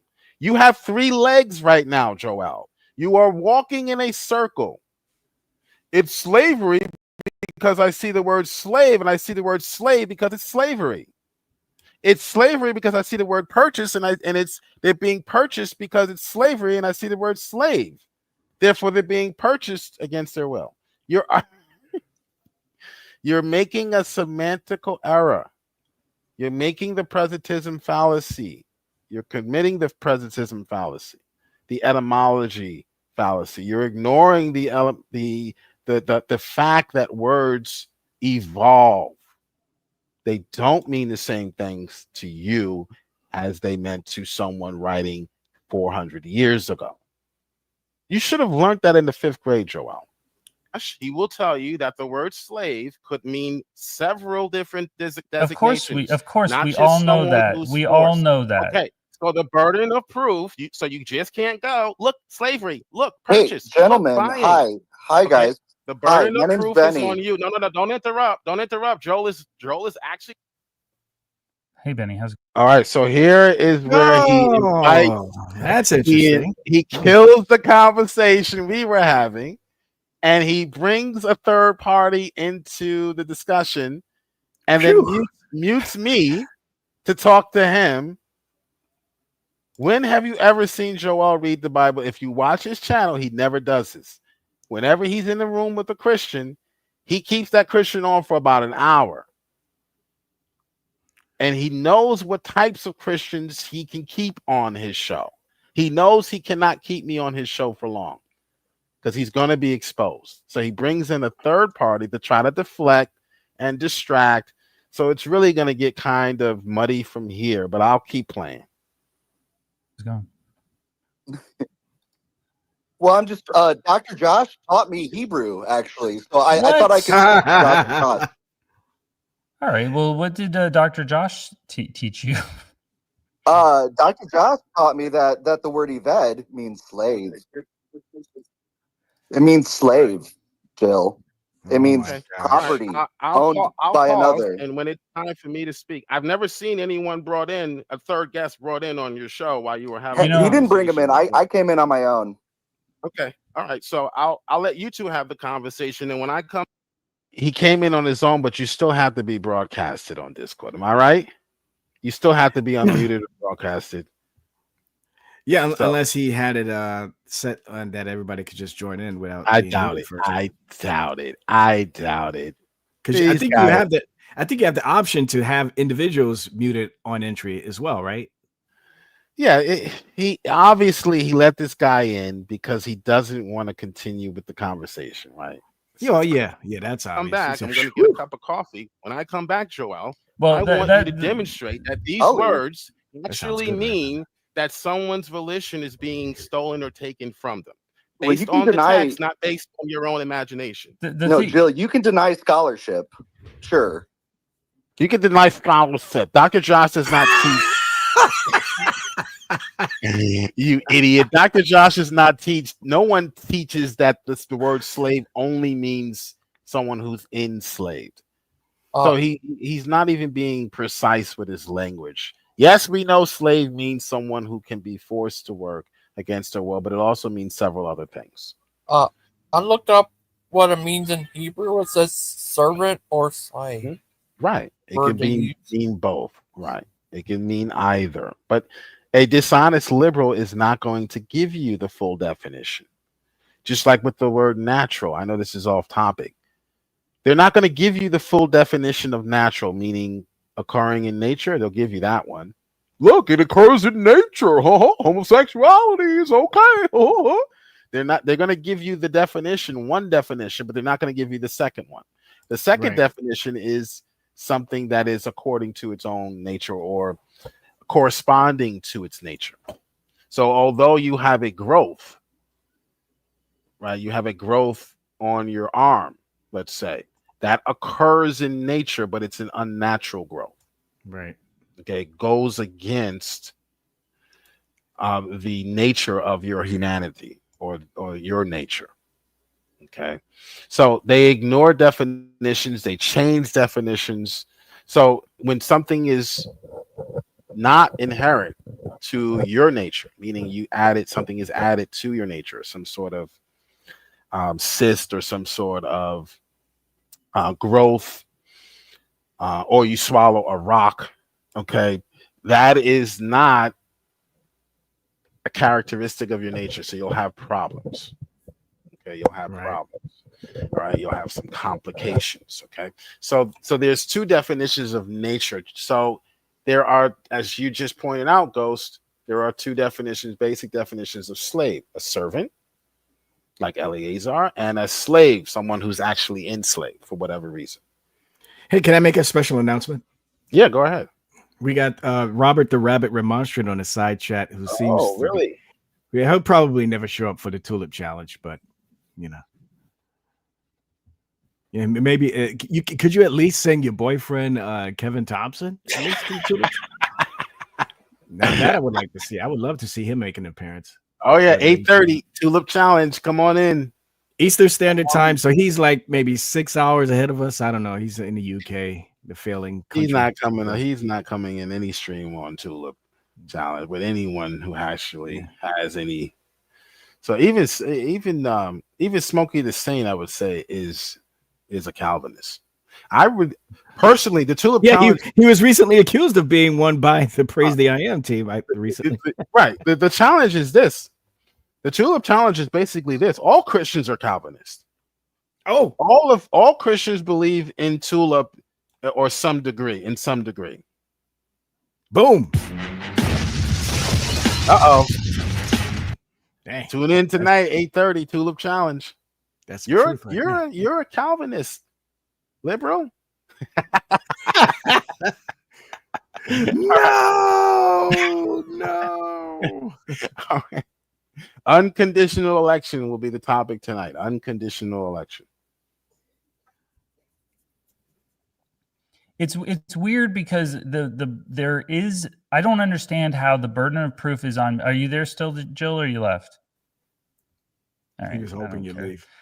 We'll wait for him to come back, but yeah, I don't think that I left and went and got something to drink because obviously he wants to have a conversation with someone else. He's done with me, and he muted me. So you know the rule: if I'm muted, you're muted. Meaning I walk away from the entire. Put the headset down. Walk away. That's exactly what I do. If my interlocutor is the host of the channel, they ask me a question and then I begin to respond and they interrupt. That's when I just I start playing along and I do exactly the same thing. I just mute my speakers, walk away. I don't got time for that garbage. If you're not gonna be fair in this conversation, then I don't feel that. You're telling me that you don't really want a serious conversation or you're not intellectually capable of having one. So I'm just going to treat you as such. Yeah. Or what you've been taught, you've never actually thought about. You just believed it. You're just regurgitating these ideas. You've actually never sat down and did any critical thinking on this issue. Parents selling their own children into sex slavery, really? You really think that that's the first thing you thought of when you saw the word slave there, and that's the first thing you thought of? Reading an ancient book? You're reading an ancient book, and that's the first thing you came up with? Yeah. Even if I was reading a book that was written today, I gotta say something else must be slave, must mean something different to them. I mean, common sense. Common sense. Go ahead. I'm sorry. Yeah. Yep. No, you're absolutely right. I mean, it's really a shame too. It's unfortunately a lot of Christians that fall into the same category too. They get on the mic, get on the camera on these public platforms, and they're talking about things that they have no business talking about because they just don't have the knowledge or the education on the issue.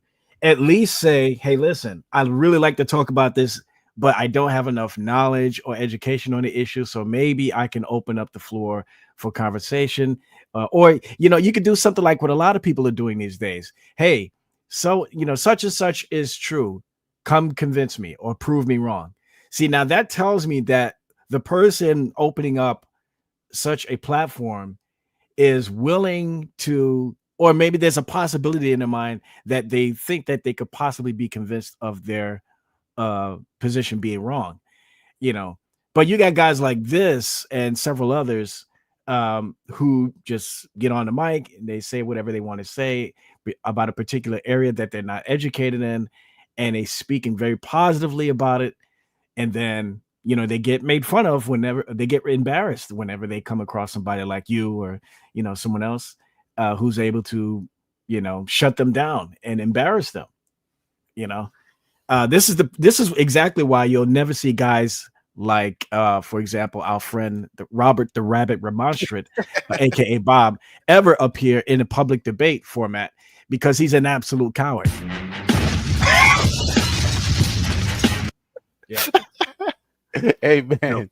Yeah. And also, the reason why they do that, they mute you, and then they talk, and they'll actually answer the question for you, to convince their audience that you're wrong. So they'll prop up a straw man answer and say, the reason why, like, ask me a question, Beckle. Let's make this interactive. Ask me a question. Beckle, you there? Yeah, hold on. My daughter was. Oh, I'm sorry. Go ahead. Yeah. Go ahead. Like say Vecco asked me if what did I eat for lunch today, and I begin to answer. Mute. Well, Christians always eat meat. They always eat meat. I mean, every time I look around, they're eating meat. They just love eating meat. They're meat eaters. They're animals. We need to call PETA and get them arrested. You know, the animal rights. So they want to answer the question for you, but the answer they're giving is what they already believe about the matter. They don't want to hear what you have to say about the matter because they already know what they want to believe about the matter. That's what he's doing. That's what most atheists do when they get in these conversations. They will pause you. They will mute you. They will ask you a question.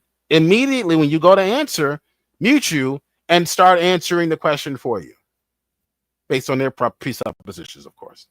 When you say that an owner, we'll talk to him about it. How are you doing, Benny? Doing all right. I just, tuned into some ass and just and there was thought an about ass. heard an ass. And then heard Dr. Josh's name getting dropped. And I was like, well, shoo, I just learned Hebrew from that guy. Yeah. And we definitely talked about the word Eved. You clearly didn't, because you came away with him with slave only meaning one thing. So you clearly didn't do any Hebrew studies with Dr. Josh. I don't believe you. Which means slave. Right. And it can also mean bondservant, but it means slave too. Right. It's part of its semantics. Okay, so he gives the second definition. But that second definition, he's still gaslighting, because that second definition is also one of servitude that could be, they would say, that could be forced. So he won't say servant, but he'll say bondservant and he'll say slave, because those two designations still, even though even not so much bondservant, still sort of connote a nefarious motive or something intentionally evil. But he won't say servant. Did Dr. Josh not teach him the word could also mean servant? Or is he omitting one of the definitions of the word servant or the word slave, like they do with the word natural? Is he intentionally omitting the word, one of the definitions that would vindicate the God of the Bible and the people of God? Because if slave can also mean servant, then they could have been referring to actual servants. And they don't want that to be one of the options for interpretation, which is why he did not include it. These people are not that hard to figure out. They're really not. Range, and anybody knows that this guy's being disingenuous because he thinks that you can get out of jail free with this. You can't. I'm ready. I'm back. People that aren't idiots will realize that this is going to be slavery, but he wants to lie about it so that he can make his God seem better. But anyway, so guest, the thing that you... I looked up the word slave. It can also mean worker. You left out a definition, probably on purpose. Worker, bond servant. But this is so silly. This is so silly, Joe.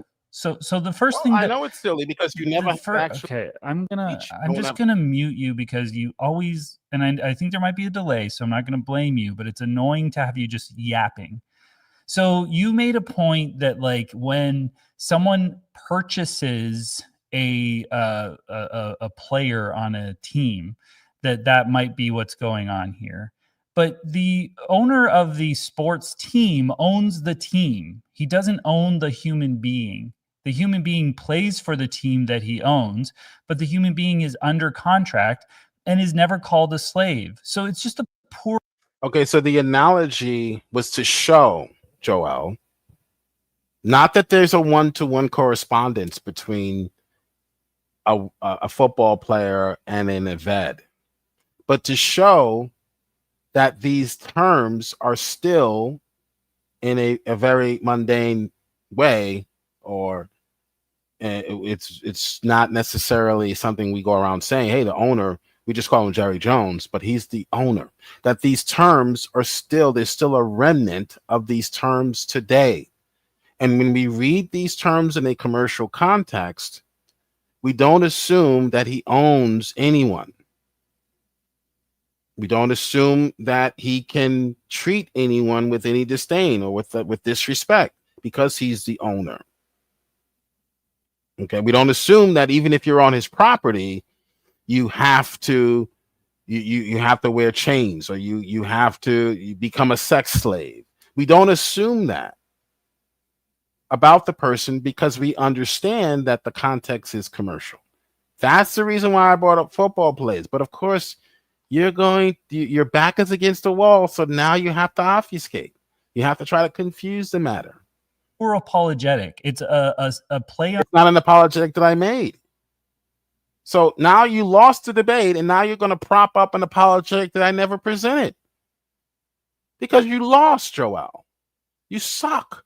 On words that's going on that you're trying to do, but it fails. It doesn't really work. Okay. So you can't really bring that up as a good argument to say that's what they were doing in the ancient Near East, as if that you would. That's not my argument. You propped up a straw man. Did I tell you this was not going to be the case, Feckle? Feckle had to leave. But did I not tell you that this would be the case? Ghost, anyone who's still watching. He's going to lose, and then he's going to have to prop up an argument I never made. I never said there was a one-to-one correspondence between an Aved and a football player. I just simply said that we still use commercial language to describe things that are not necessarily commercial, like humans. That's all. You purchased a contract of another person. That's what was going on. They were purchasing each other. Not on the level of chattel, because the language in Leviticus 25 is commercial. So in what context have you come to this conclusion that this is not commercial language, that this isn't commercial transactions? The context is commercial here. The context is commercial in NFL. So why would I assume anything nefarious? Because you hate the people of God. So the burden of proof is still on you to show a nefarious motive, that someone's will, someone's volition is being violated. Finding the word purchase, finding the word slave in the text is not enough, Joel. I'm glad you know that now. So next time you're in a conversation with a Christian, maybe you'll remember that I cannot argue slavery in the Bible because I see the word slavery, or because I see the word purchase, or because I see slaves being purchased, quote unquote, slaves being purchased. Doesn't work. You commit a host of fallacies, including the presentism fallacy, because the word purchase, own, and slave does not mean the same to you as it did then. But that's any sort of evidence. All right. It's just a bad apologetic. So I hope it's not an apologetic that I made. So I understand you got to keep repeating bad apologetic, because you don't really have a response to my actual apologetic. My argument is not completed yet, because I'm still waiting for you to actually, your burden of proof is still on you. Here's the question that proves these burden. words. I finished my point, please. I knew this would happen ever since. That's why you guys need to stop. You don't do. Hey, I'm gonna mute you. Don't do the meta commentary. Nobody gives a flying fuck. Just stick to the point. He's frustrated right now. I can't even get an edge in word in edgewise. A meta comment, he calls it. Man, I just started talking. Like, can I get one sentence of a meta comment? Like, you've got several. You've had several meta comments, he calls them. But I can't have one. As soon as I begin to give one, don't do it. He's frustrated right now. You can tell. Look at his face. Point. You said the burden's on us. Here's a question for you that proves that the burden is not on us. Burden of proof is on you, sir. Why is the definition of Eved in Hebrew, why does it say slave, comma, bondsman, comma, so on and so on? Why does it make... Did you catch that? Did you catch that, Ghost? Oh my God, this is getting good. He said comma, and then he said, why is he hiding the third definition of Aved, worker.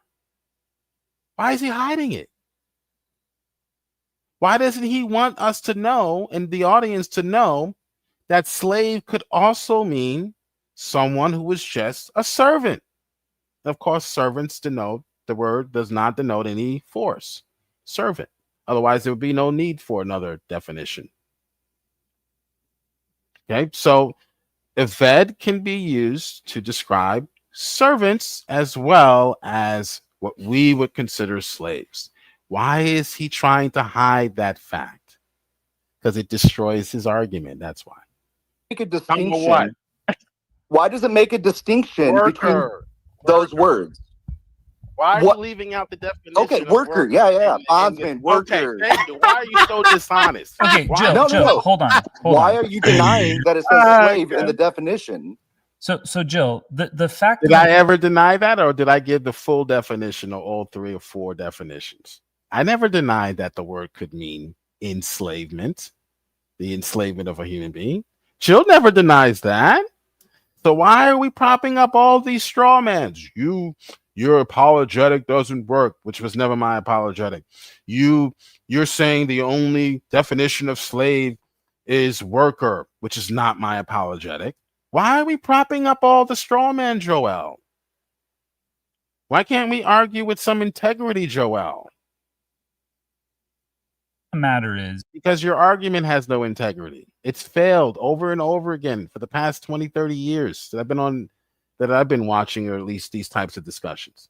Your argument that you are regurgitating has failed on so many different levels, so many different times, so many different ways. This is just one more way. This is just one more level. This is just one more time. And you'd have to be incredibly disingenuous. But we're not denying that it says slave. There you go. So listen, Jill, I'm going to mute you again. So you'd have to be incredibly disingenuous to say that Aved never means slave in the Bible, because that's okay. Did anyone hear me make that argument? No, never made that argument. Never came close to making that argument. So Joel is finished, ladies and gentlemen. He's done. He brings in the third party. He props up 3 or 4 straw men, arguments I never made, just to knock them down again so he can say I won. Now, here's where he's going to start the process of getting rid of me, because he knows this cannot continue. And he still have a channel that people respect. Okay? Well, why does the definition say what you said it did, Jill? Exactly. And he tried to omit the last part of the definition. And some other things. No, one more thing. Servant. You bumbling idiot. Servant. It can also mean servant. I doubt he talked to Dr. Josh, because Dr. Josh would have told him that. I highly doubt. Or maybe he had selective hearing. Maybe he only heard Dr. Josh say, it means slave. That's kind of what you're saying. So we see that, like, that's kind of what you're saying. See how they mute you and they present an argument that was never presented, and they prop that up as your argument to defeat it, in order to defeat it. It's the same wicked tactics of the left in politics. It's the same wicked tactic of Satan himself in the garden. Satan propped up a straw man in the garden. Hath God said? He propped up a straw man. You shall not surely die. He did the same thing. Your father, Joel. Let me not say that, because I don't know his position salvifically. But I would say you were being motivated by the father of lies. The one who invented this type of approach to Christians, to believers, to people of God. How you actually engage with believers who actually have studied a little bit. This is the oldest trick in the book. I'm going to shut you up and tell you what your answer is, but it's not going to be your answer. It's going to be some other answer that I know I can defeat, because you cannot defeat my argument. You cannot answer my question. How do you know purchasing and buying and slave are of a nefarious motive? How do you know that? Is there any indication in Leviticus 25? Any indication of people being chained?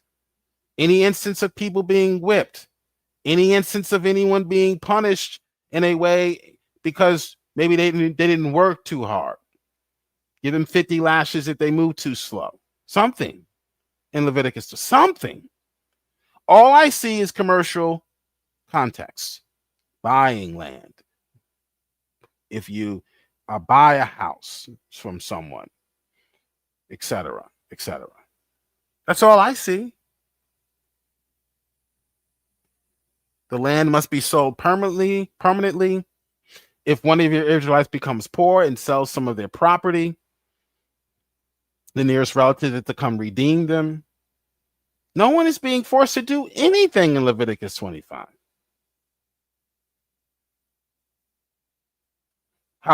When it comes to crops, when it comes to anyone who sells a house in a walled city retains the right of redemption.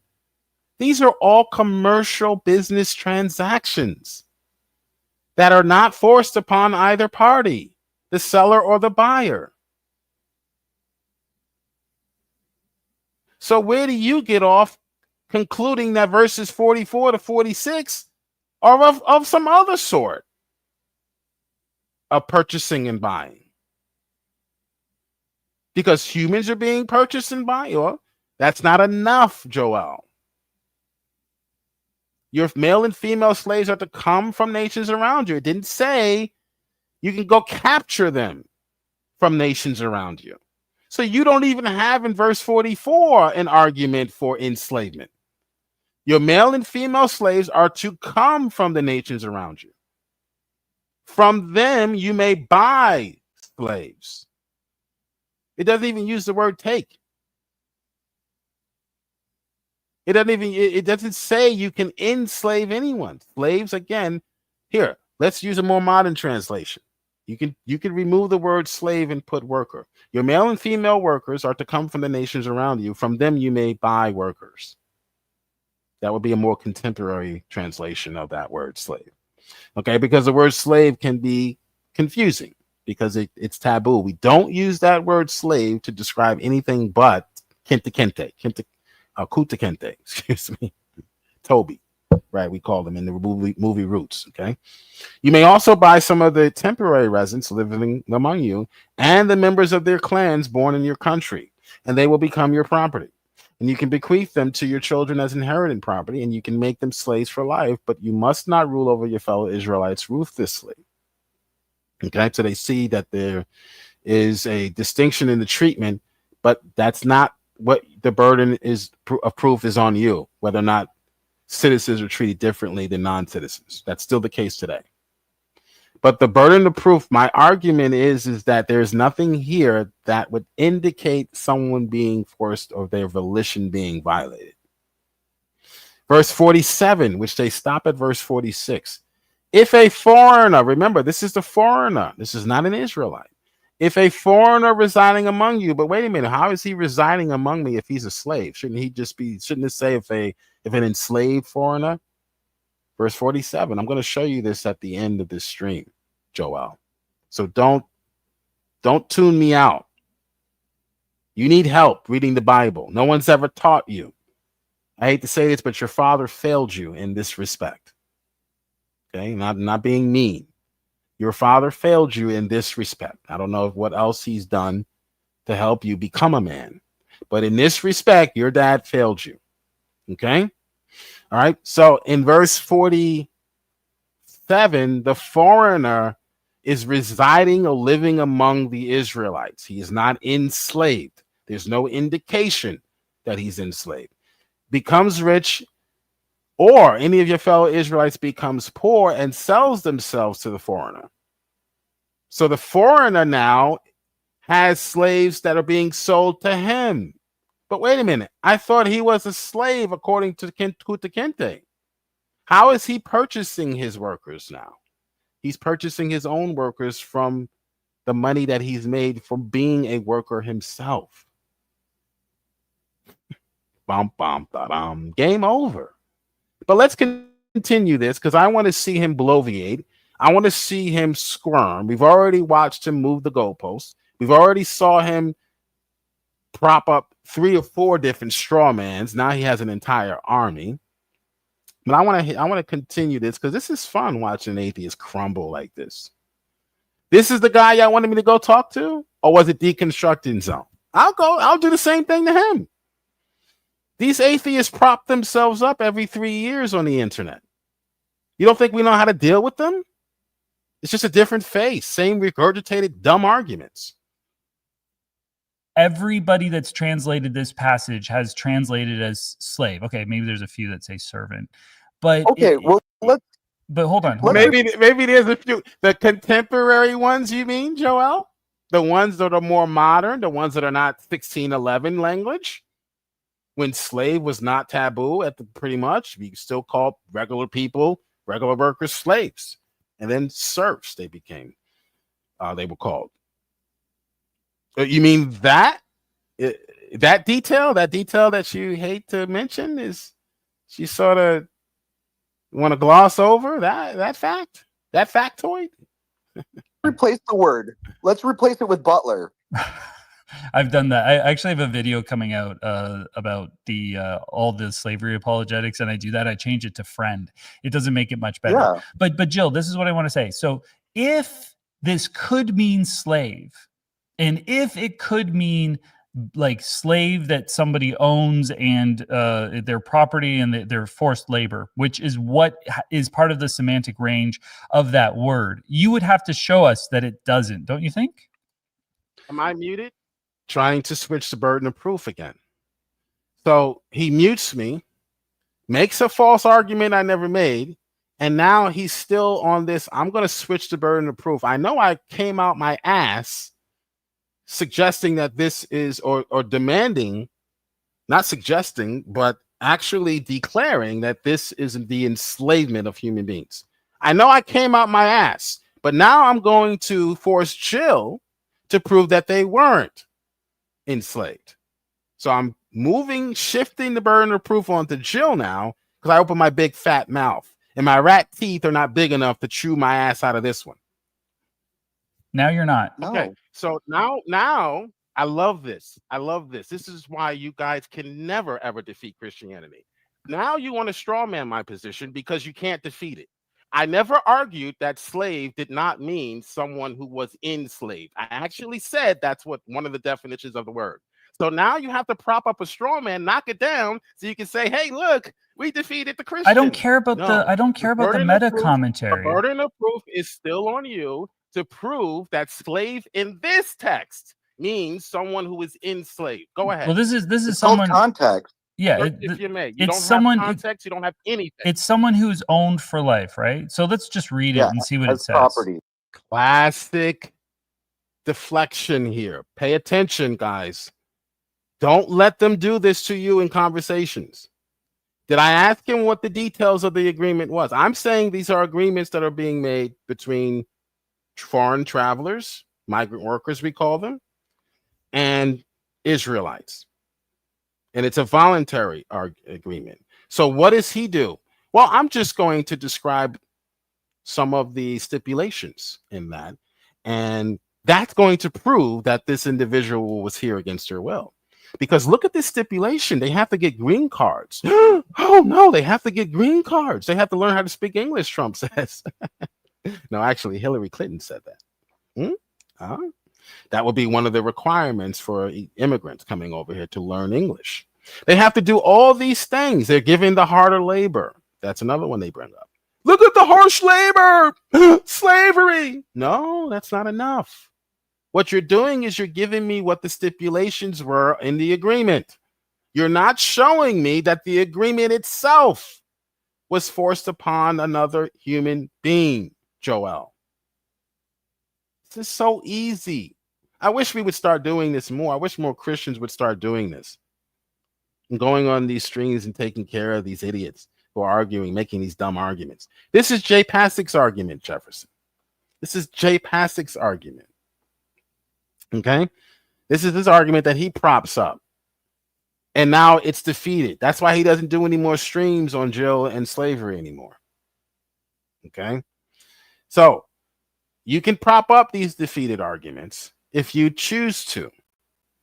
But here, Jefferson, we have to actually demonstrate what we believe, what we regurgitate. We have to actually demonstrate it to be true in order for it to be true. Okay? You can't just say, I see the word rape. I see the word slave.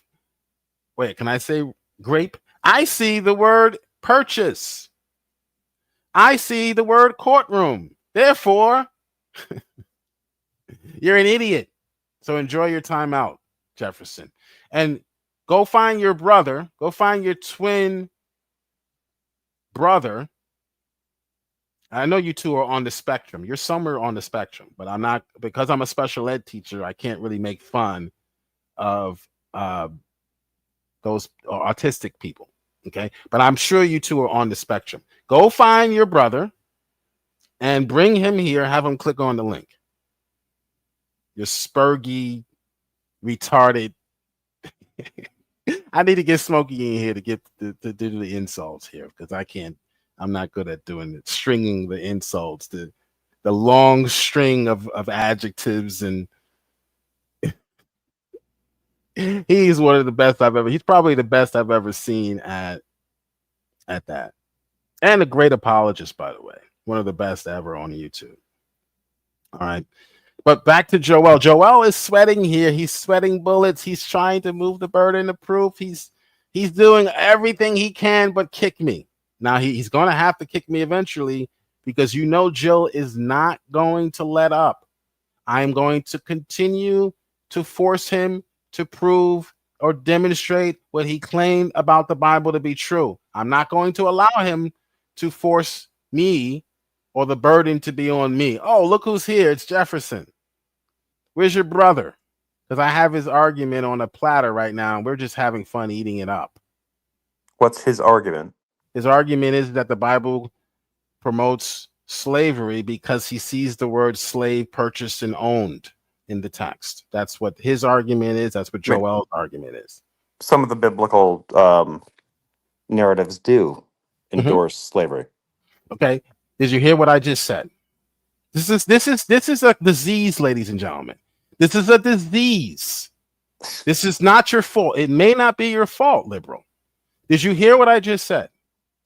You're more liberal than I am. Okay. The argument, don't try to change the subject, liberal. The argument is this. This is your brother's argument.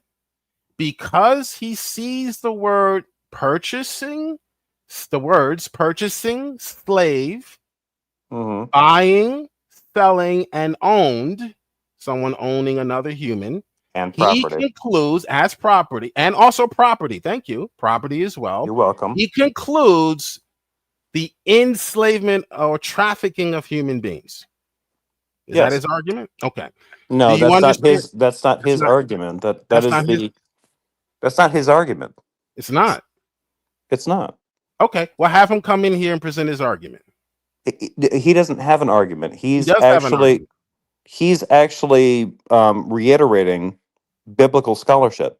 He doesn't have an argument. What? He does have an argument. He's presented it on his stream. That is his argument. So you're not familiar with your own brother's argument. That's the consensus of biblical scholarship. Is that That's not the consensus of biblical scholarship? It is. No, it isn't. It is. No. You're just an illiterate loser that doesn't understand how to read. Only an idiot would conclude such. Because I have the word purchase, and because I have the word slave,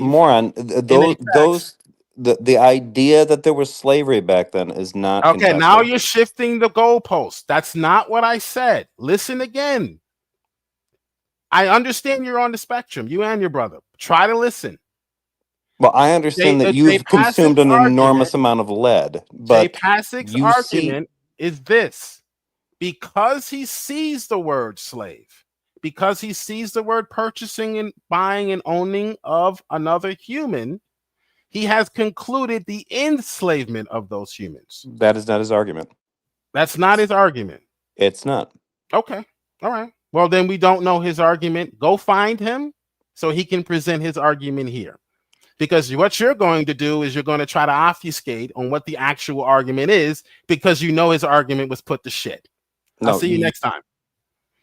Okay, let's get back to Joel here. I don't have time to entertain liars. Now, all of a sudden, that's not Jay Passik's argument. That is his argument. That's all of their arguments. In fact, he even tried to suggest that that's the argument from scholarship. No scholar would be dumb enough to argue knowing that etymology of words is a fact. So just because you see the word purchasing and buying, that's a circular argument. When you talk about etymology and the evolution of words, you cannot assume that the word slave and purchasing and buying means the same to you as it did to them. Okay? That's the argument that they all make. Every single last one of them. Okay? All right, let's get back to Joel here. I can choose to be owned for life. Show me proof that the people here are in. Okay. Oh, let me stop it because this is another big red herring they will prop up, guys. You can be owned for life. So what? I could choose to be owned for life. You still haven't proven involuntary servitude or the enslavement or the human trafficking of people. You still haven't demonstrated that. So what they're doing is they're giving you stipulations in the agreement, all while, albeit, ignoring that this is an agreement. The burden of proof is on you to prove that it wasn't an agreement. You walked into Leviticus 25. You saw the word slave. You walked into my place of employment. You saw people lifting hard, doing harsh labor. And then you called them slaves of the enslaved type. So the burden of proof is on you to demonstrate that they are, in fact, enslaved. Now, the best way to do that would be to ask them, right? But they're not here. So you have to look in the context. And we did that, Joel. And you saw that the context was commercial. Except for verses 44 to 46, right? So you stretch credulity. That's why no one can trust you in charge of anything important. Because you stretch credulity beyond its breaking point. You want us to be readers. You want us to read a text and see that these are all voluntary commercial transactions, business transactions of where no one's consent was being taken. Now you can in the beginning, it says when you enter the land, you can suggest, hey, they're entering the land by force. You can suggest that, which might be the case because it was a treaty. It was a war that's going on. Leviticus 25 is a treaty. You had to agree to those terms, to the treaty, just like the Versailles Treaty or Versailles Treaty. The Germans agreed to pay 30 million over the next 15 years or 30 years, 30 billion, right? They agreed to that. That was reparations. That's what they had to pay for causing the war, to pay for the damages, okay? So these are agreements that people make with other people. The burden of proof is on you to demonstrate it's not an agreement, that they're being forced, not to tell me what the conditions of Versailles was. I can show you the conditions of Versailles. All of them. I'm not asking for what the conditions of the agreement or the non-agreement you would argue are. You're propping up a red herring or a distraction. You can choose to be owned for life. Dude. Like that's so. I think that's yes. You can choose to be owned for life. I can choose to be owned for life today. Yes, because ownership, purchasing, and buying and selling, and all of those words don't denote anything in a general sense. It's up to the contractor and the contractee, the one who agrees to sign the contract, what ownership means. When I sign a contract with Merrill Lynch, I can say Merrill Lynch owns me. I could use that commercial language, but I'm using it in a commercial context. So no one's going to call up Homeland Security and say that Merrill Lynch has slaves because I'm using the word owned in a commercial context. That's what scholars like Jay Dyer have already determined was the case. This is a commercial context. I proved it was a commercial context in Leviticus 25. Why are you trying to turn it into another type of context? So you can suggest 44 to 46 is enslavement. That's why. You're not as smart as you think you are, liberal. It's pretty disingenuous. Yes. Seems in fact, the text says that the slave can awe his ear. He can put an earring in his ear. That's a total. Now you're just. He is loyal. Now you're just jumping around the whole entire Bible. That's a okay. Now I'm jumping around the whole entire Bible because I'm showing you that maybe perhaps not in the immediate context. But yes, you people did volunteer. It's not foreign to the ancient Near East. It's not foreign to them. So you're only gaslighting the audience by bringing up the fact that they could be owned for life, because no one today would agree to such. That's called gaslighting. But in the ancient Near East, being owned for life by a rich person was what you would pursue. That might have been your life pursuit, because you knew if you were owned by this rich landowner, that you and your family had the possibility of inheriting land and becoming rich. And now you're purchasing your own workers, Joel. Did you read Leviticus 25? Did you really read it, Joel? No, you didn't. No, you didn't. Because you would have saw that. You would have realized that these are opportunities to make money in Israel, not enslavement of people. You idiot. Hebrew slave from Exodus 21. We're in Leviticus 25. You think they're the exact same type of slave? You're that disingenuous? So I know you're not a scholar, but like, you know that that's different. Those are two different. Notice how the conversation now is him making a claim.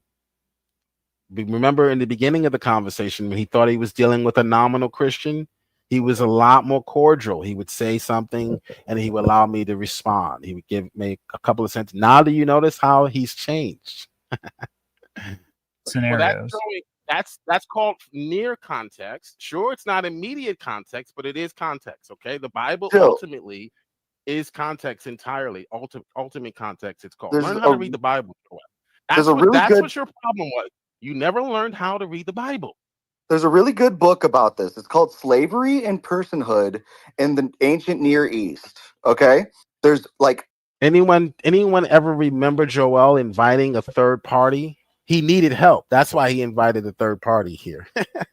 Anyone ever remember him inviting a third party on in a conversation, mid-conversation, and then muting his guest to have a discussion about that guest with that third party? Does anybody ever remember Joel doing that? Maybe I've been watching Deconstruction Zone because I don't see him doing that. I don't know. Maybe I haven't watched enough Joel read the Bible. Joel reads the Bible. Dude, learn how to read the Bible.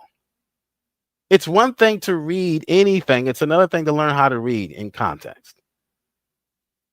You should have learned that in the 5th grade. If you have nothing in the context to suggest, other than the words that are being used, words are not univocal. It's what we call the presentism fallacy, to suggest that these words must mean this, because that's what they mean to me today. Okay, if you have nothing in the context, no chains, no people being forced, nothing. All you have is the words they used, which means something. This is why J. Passick's argument fails yet again, which means something different to them than what it did to you. If that's all you have, Joel, then you're arguing in circles. The Bible condones slavery because the word slave is used, and the word slave is used because there's slavery going on. Got it. Here you go, God. That's why the Bible says a liar won't tarry in his sight. He is not even going to put up with that dumb argument. That's J. Passick's argument, Jefferson, if you were wondering. Whole studies over. Go get J. Passick. Go get your brother. The existence of chattel slavery back in these days. You know, archaeologically, they found. No one is denying that. Please put your straw man down. No one is denying that chattel slavery did not occur in the ancient Near East. Please put the What straw do you man think down. they're describing in this verse? He thinks that just every not time chattel slavery. he thinks that Ask every Dr. time Josh. he thinks that every time Ask slavery Dr. is Josh. mentioned in the Bible, it means just people that are voluntarily employed. Was that ever my argument? No. So you see, ladies and gentlemen, I'm going to end it here. Thank you for joining me, Ghost. I'm going to put you backstage because I'm going to shut down the stream. You're welcome. Thank you for having me. All right. All right. See ya. See ya. Come. I'll definitely be on your stream tonight. I'll definitely join you tonight, or I'll be in the chat if you don't, let people in. But I'll definitely be there. We will after he's done teaching. Brother Pack like to teach about predestination and. Oh, okay. He teach about the law and stuff. Right. Okay. See you tonight. All right. See ya. Bye. All right. Okay. See ya, Ghost. See ya. All right. So, was that my argument? No. It was a straw man that he propped up, ladies and gentlemen. That was never my argument. That slave can only mean a voluntary worker from the very beginning, but he has no choice at this point, ladies and gentlemen. He has no point but to obfuscate. He has no choice but to obfuscate and confuse the matter. Let me let this play a little bit longer and see how long. I don't even remember what happened at the end. I think he muted me, told his audience, I think I'm done with this guy. He's not honest. While I'm still on the stream, mutes me, and then unmutes me, and then he wants me to say something, or he wants me to say goodbye. So I said, you're a coward. And then he kicked me. So that was pretty much the end of the stream. He props up this argument that I never made, calls me dishonest, mutes me while he lets his audience know, gaslights his audience, lets his audience know this guy is not honest and he's really not answering any questions, and I'm gonna have to say goodbye to this guy, and we're gonna invite another Christian in that I can manipulate a lot more easily than this guy. Welcome to Jill's land. Welcome to Jill's world. Welcome to MAGA country. Liberal. You're not as smart as you think you are, liberal. Okay? Don't ever let Jill in your stream again. Okay? You should have asked around about Jill. Do not let him into your stream. Okay? He will answer all the questions that you have about the Bible. He will destroy every contention, every dishonest straw man, red herring you prop up against the faith once and for all given to the saints. And I'm combining a few verses. Every contention that sets itself up against the knowledge of Christ, he will destroy it. Whether it be the scriptures, what the scriptures have to say about Christ, what history has to say about Christ, he will destroy it. Paul says every contention. I will destroy it happily. Happily. Over and over again. Let me continue. Let me see what happened here. By straw people. Man down, no, is that what you're saying? Like, I don't understand what this would be then. What is it then? What's going on in this passage then? What's happening in that passage? My argument is here in Leviticus 25. Go ask Dr. Josh. He will tell you the same. You have zero evidence that anyone's volition has been violated. All you've been able to do is tell me what the agreement was. What we would say has to be an agreement based on the commercial context. There is no agreement. You could be a slave for life. Sure. All right, let's do this. Hold on. Be that. But show me someone being forced. All right. So if we look at if you want to look at near context, as you put it, in Exodus 21, you'll be familiar with people being born as slaves. All right. So here he's going to go into the born.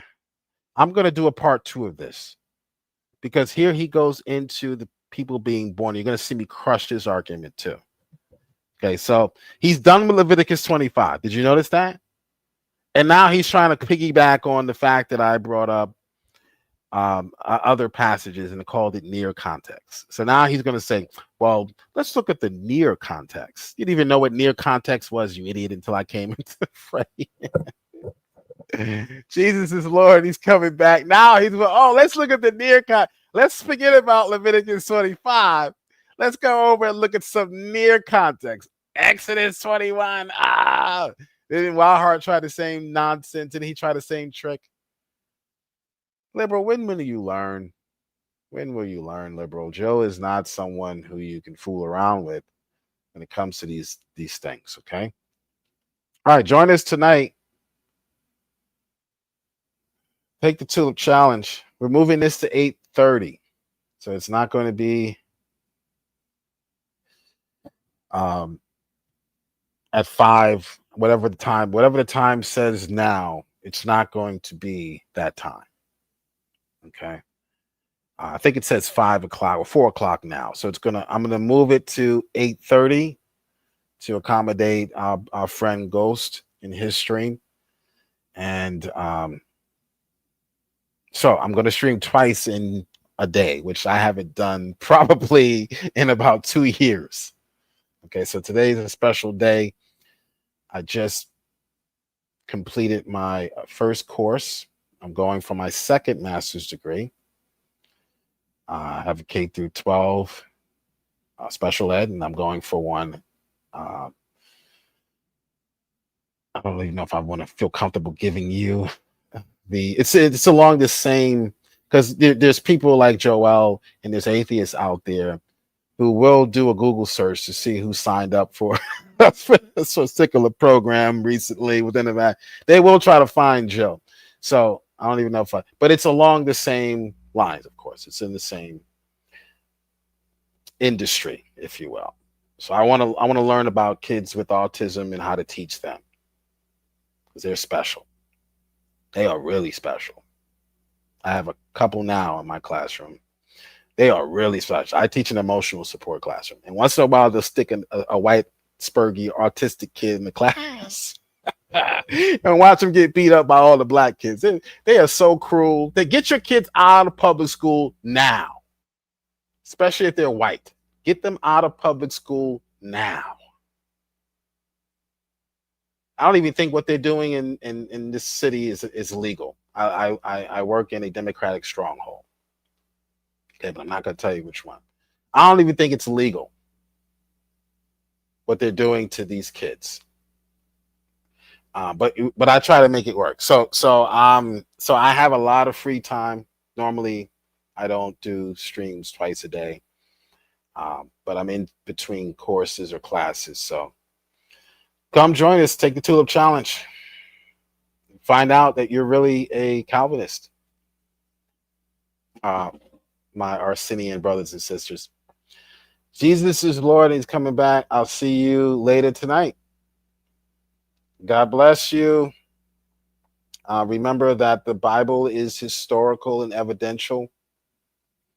Okay, the atheist really doesn't have an argument against you. Not one that can be sustained upon cross-examination.